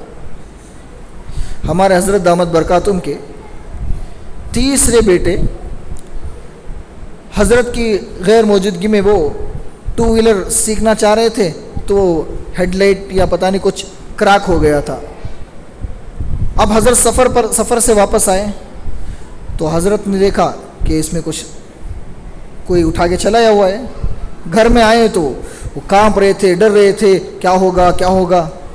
حضرت پوچھے کس نے، کون گاڑی لے کر گئے؟ حضرت کا کوئی بچہ الحمدللہ جھوٹ نہیں بولتا، تو کہنے لگے ابھی میں لے کے گیا ہوں اور میں چلانے کی کوشش کیا، وہ گر گیا۔ یہ دیکھیے، سمجھانا چاہ رہا ہوں کہ باپ بھی باپ کیسے ہو، مربی بنے۔ تو حضرت نے کہا کہ تمہیں 1 ہفتے کا ٹائم ہے، تمہیں 1 ہفتے میں گاڑی ڈھنگ سے سیکھنا چاہیے۔ اب جب تم ڈھنگ سے گاڑی سیکھ لو گے، وہ میں بنوا لوں گا، کوئی مسئلہ نہیں، ورنہ پھر تمہیں بنوانا ہوگا۔ یہ محبتیں چاہیے۔ اب ان کا کہاں کا غصہ، کہاں کی نافرمانی، ایسے بچے غلطیاں کر کے بھی غلطیوں سے اصلاح کریں گے، سیکھیں گے کہ میرے والد ایسے ہیں۔ یہ بچے سب کہہ سکتے ہیں میرے والد میرے شیخ، جیسے حضرت مفتی تقی عثمانی صاحب دامت برکاتہم نے کتاب لکھی کہ میرے والد میرے شیخ، جو مفتی شفیع عثمانی صاحب رحمۃ اللہ علیہ ایسی اصلاح فرماتے تھے۔ تو مسئلہ یہ ہے کہ ہمارے گھروں کے مسائل ہیں، اگر ایک ہی مجمع میں باپ بھی بیٹھے ہوئے تو سب سے معذرت، بات نکل گئی تو پوری کہنا پڑے گا مجھے، ورنہ ادھورا ہوگا تو بیلنس نہیں رہے گا۔ سارے نوجوان بچے یہ پھر احتجاج کریں گے مفتی صاحب کو کس کو لائے، صرف ہمیں ڈانٹ پڑی، ہمارے ابا کو چھوڑ دیے۔ تو معذرت چاہتا ہوں، کہنی ہے تو پوری بات کہنی ہے تاکہ نظام اچھا ہو جائے اور جو معاشرہ ہے وہ معاشرہ میں سدھار آ جائیں اور سب اپنی اصلاح کی فکر کر لیں۔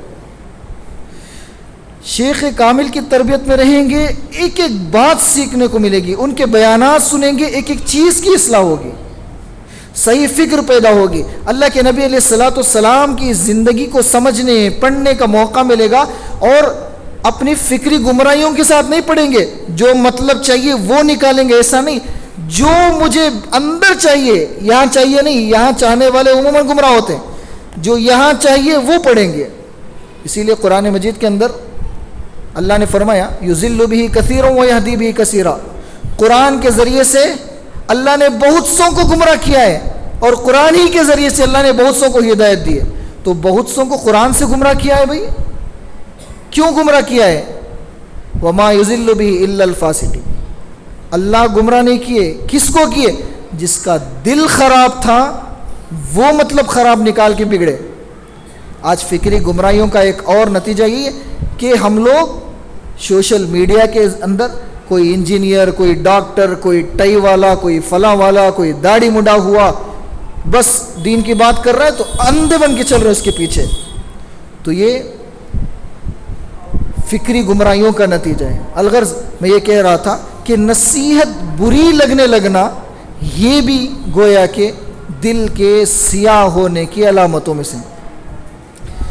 اب اگر میں صرف دل کی سیاہ دل کی علامتیں اگر بتاتا چلوں، سیاہ مطلب کالا، کالے دل کی علامتیں بتاتا چلوں، تو پھر بہت سوں کو تکلیف ہوگی، بھائی نورانی دل کے بھی تو کچھ اشارے ہوں گے، ذرا وہ بھی تو بتا دو تاکہ ہم وہ پیدا کر سکیں۔ تو جو دل منور ہوتا ہے، اور دل منور ہوتا ہے اللہ کی یاد سے۔ آپ مزلز پہ محنت کرو، پورے جسم کی ایک بات میں بتانا چاہ رہا ہوں، آپ مزلز پہ محنت کرو، مزل مضبوط ہوں گے۔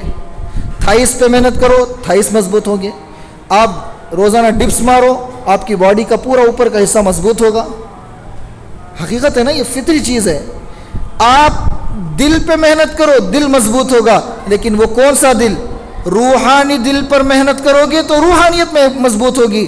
آپ جسمانی دل مضبوط کرنے کے لیے آپ مضبوط اچھی غذائیں کھائیں گے، اچھا نیوٹریشن کو چوائس کر کے آپ اس کے بتائے ہوئے پورے ٹیبل کو یوز کریں گے، تو پھر آپ کا یہاں کا دل تو مضبوط ہوگا، روحانی دل مضبوط نہیں ہوگا۔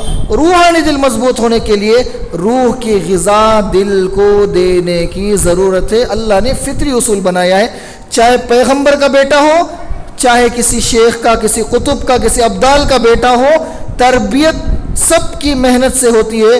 دل پہ جتنی جو کسی اللہ والے سے جڑ کے محنت کرے گا اس کا دل اتنا مضبوط ہوگا، دل مضبوط ہوگا، دل نورانی ہوگا۔ اور منور دل کی سب سے پہلی علامت یہ ہے کہ بندہ نیکی کرنے لگے، مجھے کچھ کہنے کی ضرورت نہیں، آپ نمازی کا چہرہ، اس کا چہرہ دیکھ کے بول سکتے ہیں یہ نمازی ہے۔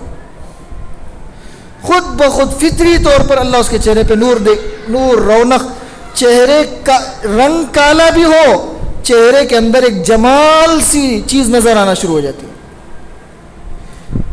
سمجھ میں آتا ہے کہ یہ راتوں میں رونے کا چہرہ ہے۔ آنکھوں کو دیکھ کے ویسے آنکھوں کو دیکھ کے بات کرنے کے لیے ڈر لگتا ہے، اس لیے کہ اس آنکھوں کے اندر سے بھی ایسی نور کی شعاعیں نکلتی ہیں کہ یہ راتوں کو رونے والی آنکھیں ہیں۔ ان کی تو اس طرح گویا کہ چہرے گواہی دیتے ہیں۔ قرآن کے حدیث پاک میں اللہ کے نبی علیہ السلام نے فرمایا اذا رؤوا ذکر اللہ، کہ اللہ والے وہ ہوتے ہیں جن کے چہروں کو دیکھو گے تو پھر آپ کو اللہ یاد آنے لگے گا۔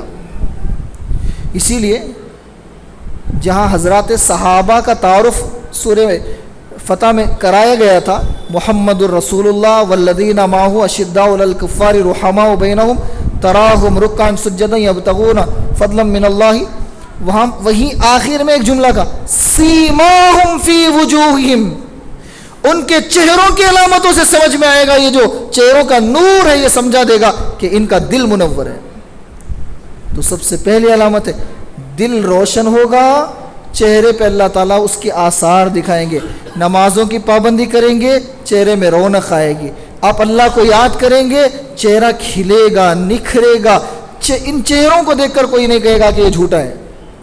علامہ انور شاہ کشمیری رحمۃ اللہ علیہ کے چہرے کو دیکھ کر مناظرے کو، ڈیبیٹ کو آئے ہوئے، سوچئے ڈیبیٹ کو معمولی غلط فہمی حاصل کیے ہوئے لوگ نہیں آتے، یہ بات ذہن میں رکھنا۔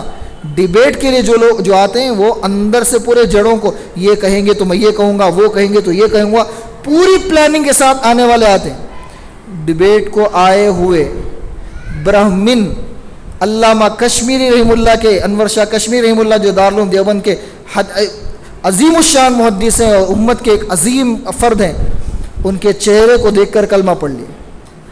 جب چہرے کو دیکھ کر کلمہ پڑھے تو کچھ لوگ تانے دینے لگے انہیں کی قوم کے، تم کیسے کلمہ پڑھ لیے، تم نے بحث ہی نہیں شروع کی، کم سے کم بحث تو شروع کرتے۔ انہوں نے کہا یہ چہرہ جھوٹے کا نہیں ہو سکتا، سیماہم فی وجوہہم، اللہ ایسے چہرے بنا دیں گے۔ پھر آگے دل کا ان کا ایسا سکون، ان کے دل کے اندر ایسے اطمینان ہوگا، جب تک ان کی صحبت میں رہو گے یقین سے آپ کہہ سکو گے کہ دل بہت سکون سا محسوس ہو رہا ہے، ان کی صحبت میں بیٹھنے سے دل مسرور ہو رہا ہے، دل میں اطمینان ہے۔ ایسا نہیں کہ ایئر کنڈیشن صرف وہاں لگا ہوا ہے، ایئر کنڈیشن جس کمرے میں لگا ہوا ہوتا ہے وہاں بیٹھنے والوں کو پسینہ نہیں نکلتا، وہاں باہر رہنے والوں کو پسینہ نکلتا ہے، اندر آنے والے ہر ایک محسوس کرتا ہے کہ ٹھنڈا ہے، اگرچہ ایئر کنڈیشن میرے بدن میں نہیں لگایا گیا، ایئر کنڈیشن دیوار میں لگا ہے۔ ان کے دل کے اندر اللہ نور کی ایسی آب و ہوا چلا دیتے ہیں کہ جو ساتھ بیٹھتا ہے اللہ اس کے دل کو ٹھنڈا کر دیتے ہیں، جو ساتھ بیٹھتا ہے اللہ دل کو مسرور کر دے۔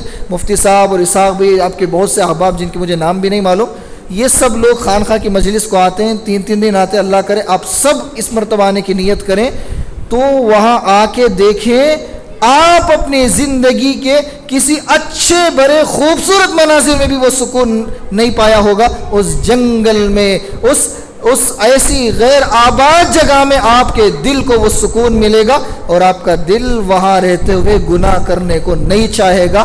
یہ وہاں اللہ والوں کی صحبت کے آثار ہیں۔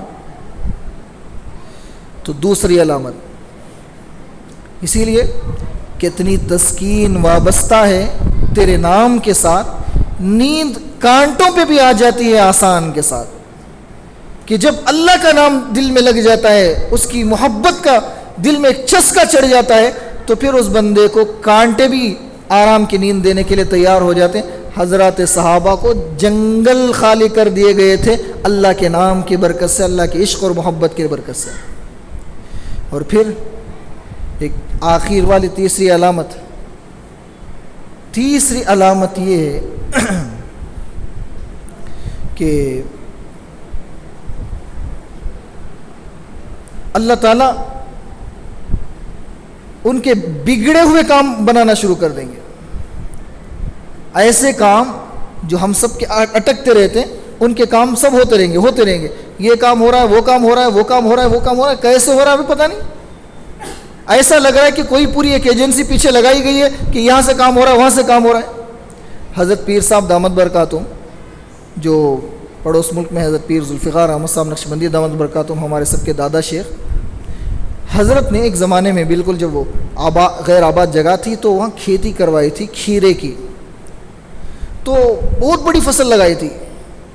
اب فصل لگائی تھی تو فصل کے 2 حصے بن گئے، ایک سے تو اچھی فصل نکلی لیکن مارکیٹ کے اندر ریٹ گر گیا،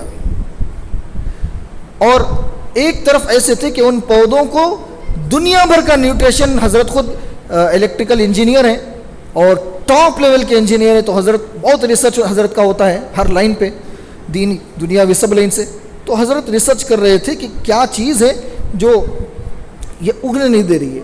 تو جتنی سائنس سے جڑی ہوئی چیزیں تھی حضرت نے سب کر دی، اور پھر اللہ کے حوالے کر دیا کہ پتہ نہیں کیا ہوا۔ بازار کے اندر جتنے بھی کھیرے اگانے والے کھیرے لے کر گئے، سب کا ریٹ گرا ہوا تھا۔ حضرت لے کر گئے، حضرت کو اتنا ریٹ نکلا کہ جتنی اس میں کاشت ہوئی ہے، لیکن ایک بڑا کھیت ایسا ہے جس میں کچھ نہیں نکلا۔ اچانک سیزن ختم ہوا، ہر کھیرے کی کھیتی کرنے والوں کے کھیرے ختم ہو چکے، بازار میں دوسرے فصل آ رہے، کھیرے کی تنگی ہو رہی ہے، سونے کا بھاؤ بک رہا ہے کھیرے کا، اور یہاں زبردست فصل لگ گئی کھیروں کی۔ ہر ایک بندہ جو کھیرا لگایا تھا سب لاس میں گئے تھے۔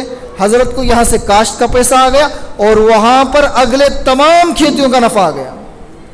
تو یہ اللہ والوں کے صبح چلتے ہیں، شام چلتے ہیں، عشق والے مدام چلتے ہیں، پیچھے چلتی ہے ان کے دنیا کہ جیسے پیچھے غلام چلتے ہیں۔ اللہ دنیا کو غلام بنا کے ان کے پیچھے لگا دیتے ہیں۔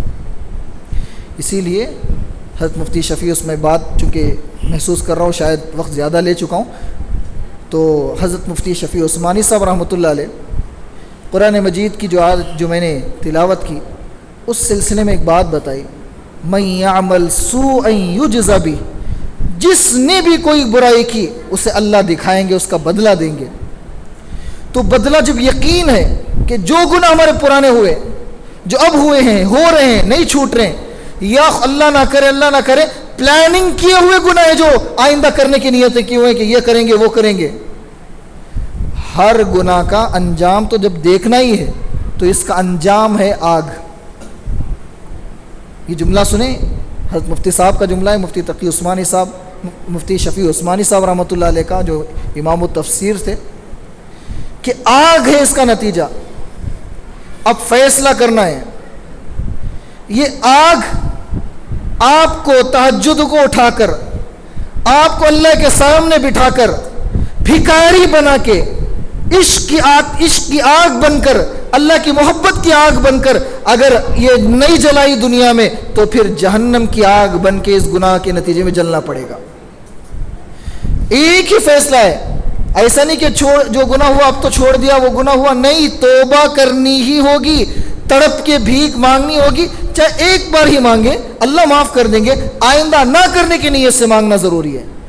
توبہ ایسی نہیں رسمی توبہ جو چلتی ہے، اللہ توبہ توبہ توبہ، جو بچوں کی توبہ ہوتی ہے، بیٹا توبہ کر، 2 تھپڑ مارے گا، توبہ توبہ توبہ، یہ توبہ بچوں کے لیے ٹھیک ہے، ہم بچے نہیں ہیں۔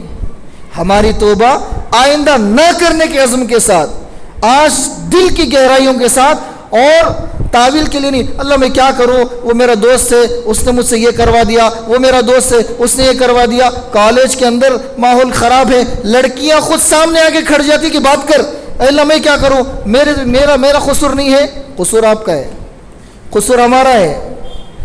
ہم کیوں وہاں نرم پڑ گئے؟ جوان بچیاں آ کے کھلا دعوت دے رہی ہیں ہمارے نوجوانوں کو، ماں باپ کو معلوم نہیں، تو میں بتا رہا ہوں یہ حقیقتیں ہیں کہ جوان بچی آ کے کھڑی ہوتی کہ بات کر، سامنے نہیں تو فون سے، واٹس ایپ سے، پیچھے لگی لے رہی، یہ ساری چیزیں جو نوجوان پریشان ہیں۔ لڑکیوں کے پیچھے مسلسل چوری سے نمبر نکال کے لڑکے پریشان کرنے والے مبتلا ہیں، تو یہ سب چیزیں وبائیں چل رہی ہیں۔ کیوں بلاک نہیں کر سکتے تھے؟ کیوں بڑوں کو نہیں بتا سکتے تھے؟ چھپایا کیوں؟ چھپانے کی ایک ہی وجہ تھی، کیوں؟ دل میں چور تھا، کہیں نہ کہیں اندر سے الارم بج رہی تھی، انڈیکیشن آ رہا تھا، ابھی ذرا دیکھ لیں گے، ذرا سا موقع دیکھ لیں گے، چھپ کے دیکھیں گے، یہ کریں گے۔ ایک ہی گناہ نہیں، سینکڑوں تمام گناہوں کا کہہ رہا ہوں، غیبت ہو، جھوٹ ہو، چوری ہو، ڈکیتی ہو، چاہے جو گناہ ہو، کسی کی عزت کے ساتھ کھیلنا ہو، تمام گناہ گویا کہ گناہ ہیں۔ تو انسان اپنے آپ کو اللہ کے سامنے مجرم بنا کے پیش کرے، ایسا نہیں تعویلیں پیش کریں، اے اللہ میں مجرم ہوں، یقیناً گناہ ہوا ہے، اے اللہ جو گناہ سرزد نہیں ہوئے اس کے ارادے دل کے اندر چھپے ہوئے ہیں، اے اللہ میں ان ارادوں کو بھی سامنے رکھا ہوں، اے اللہ میں دینی ماحول میں ہوں، میں سفید لباس میں ہوں تو میں زنا نہیں کر سکتا، میں کسی لڑکی کے ساتھ نہیں مل سکتا، لیکن دل کے اندر خیالات اگر آ رہے ہیں تو اللہ کے سامنے اقرار کرے، بندوں کے سامنے کرنے کی ضرورت نہیں، اللہ کے سامنے اقرار کرے۔ اگر میں بڑا ہوں، بوڑھا ہو گیا ہوں تو پھر میں یہ ہوں، میرے سے گناہ ہو رہے، فلاں گناہ ہو رہے، اللہ کے سامنے چھپانے کی ضرورت نہیں ہے، ہر گناہ کا اقرار کر کے سچے دل سے جب بندہ توبہ کرتا ہے، یہ والی آگ آپ کو جہنم کی آگ بجھا دے گی۔ یہ لوہا لوہے کو کاٹے گا کہتے نا، آتش عشق کی آگ آتش جہنم کو کاٹ دے گی۔ وآخر دعوانا الحمدللہ رب العالمین۔ اب ہم لوگ مفتی صاحب کی اگر اجازت ہو تو توبہ کے کلمات پڑھ لیں گے۔ توبہ کے کلمات سب کی ضرورت ہے، اور بہت سے لوگ اگر بیعت کی نیت سے بھی پڑھنا چاہتے ہیں تو بیعت کی نیت سے بھی پڑھ سکتے ہیں، اور بعد میں رابطہ رکھنے کے لیے انشاءاللہ مفتی صاحب سے رابطہ رکھیں، مفتی صاحب انشاءاللہ خانقاہ کی مجلس کو لے کر آنے کی ترتیب بنائیں گے۔ تو جو توبہ کی نیت سے پڑھنا چاہ رہے ہیں وہ توبہ کی نیت سے پڑھے، توبہ کی نیت سے تو سب پڑھنا ہی ہے، ہر ایک کی ضرورت ہے، میری سب پڑھانے والے کی بھی پڑھنے والے کی بھی توبہ سب کی ضرورت ہے۔ اور آپ نے سنا ہے کہ کس انداز سے توبہ کے کلمات پڑھنے چاہیے اور دعا کرنی چاہیے۔ بسم اللہ الرحمن الرحیم، لا الہ الا اللہ محمد الرسول اللہ صلی اللہ علیہ وسلم، آمنت باللہ وملائکتہ وکتبہ ورسلہ والیوم الآخر والقدر خیرہ وشرہ من اللہ تعالی والبعث बादल मौत आमन्तु बिल्लाहि कमा हुआ बि अस्माइही व सिफातिही व क़बिलतु जमीअ अहकामिही अशहदु अल्ला इलाहा इल्लल्लाहु व अशहदु अन्न मुहम्मदन अब्दुहु व रसूलुहु अस्तगफिरुल्लाह रब्बी मिन कुल्लि ज़ंबिन व अतूबु इलैहि बिरहमतिका या अरहमर राहिमीन। इन कलिमात को पढ़कर अल्लाह सबकी तौबा को भी कबूल फ़रमाए। जो हज़रात सिलसिले नक्शबंदिया मुजद्दिदिया में दाखिल हुए बैत के कलिमात पढ़कर, उनके लिए कुछ वज़ाइफ़ हैं। तौबा करने के बाद तौबा की इस्तिक़ामत, तौबा में बाकी रखने के लिए मामूलात की पाबंदी से बढ़कर कोई चीज़ नहीं है। सिर्फ़ इरादा ज़्यादा देर नहीं चलेगा। ये ऐसा है, खुला हुआ ऊँट है, अपना नफ्स अगर बांधेंगे नहीं तो फिर भागेगा। तो इसलिए तौबा करने के बाद फ़ौरन जो बैत के कलिमात पढ़ चुके हैं वो मामूलात को समझकर फ़ौरी तौर पर जो हमारे पुराने साथियाँ मौजूद हैं उनके साथ मिलकर, जो हमारे यहाँ मजलिस भी होती है रियाज़ुस्सालिहीन में, मदरसे रियाज़ुस्सालिहीन में मजलिस भी होती है। किस दिन होती है? जुमेरात के दिन।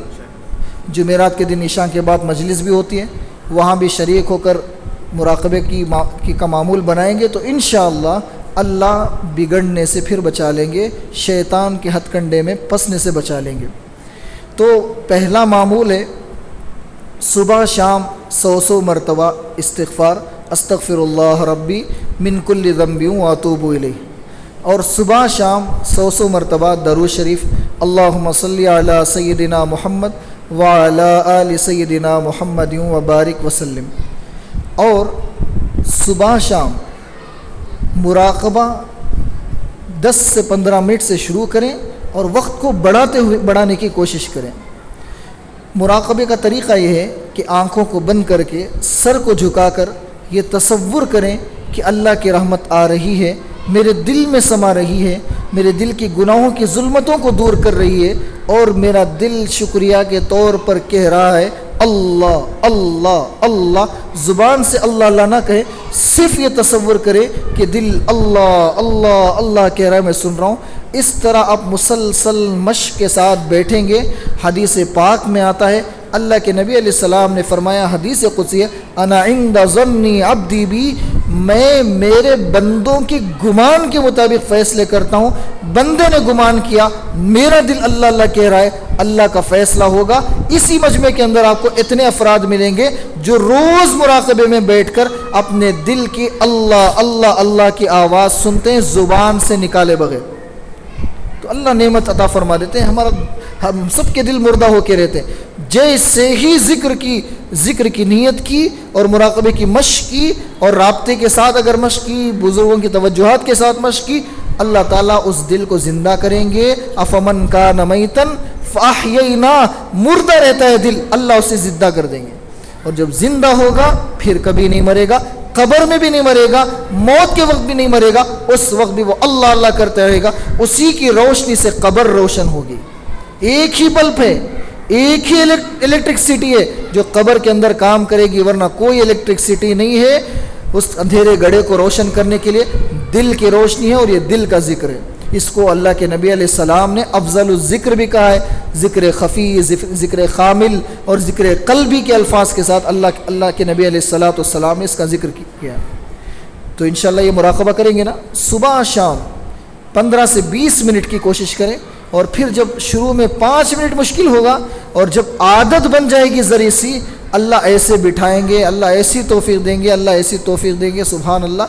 फिर तो माशाअल्लाह उठने को जी नहीं चाहेगा, काम को जाने को जी नहीं चाहेगा। लेकिन अल्लाह का हुक्म होगा, तिजारत भी हलाल है, हुकूक़ हैं, तो फिर बंदा वहाँ जाएगा तो जो दिल रोशन करके आया हुआ है, दिल अल्लाह अल्लाह कह रहा है, काम करते हुए उसका दिल अल्लाह अल्लाह करता रहेगा, झूठ नहीं निकलेगा, नज़र के गुनाह से महफूज होगा, ज़ुबान के गुनाह से महफूज होगा।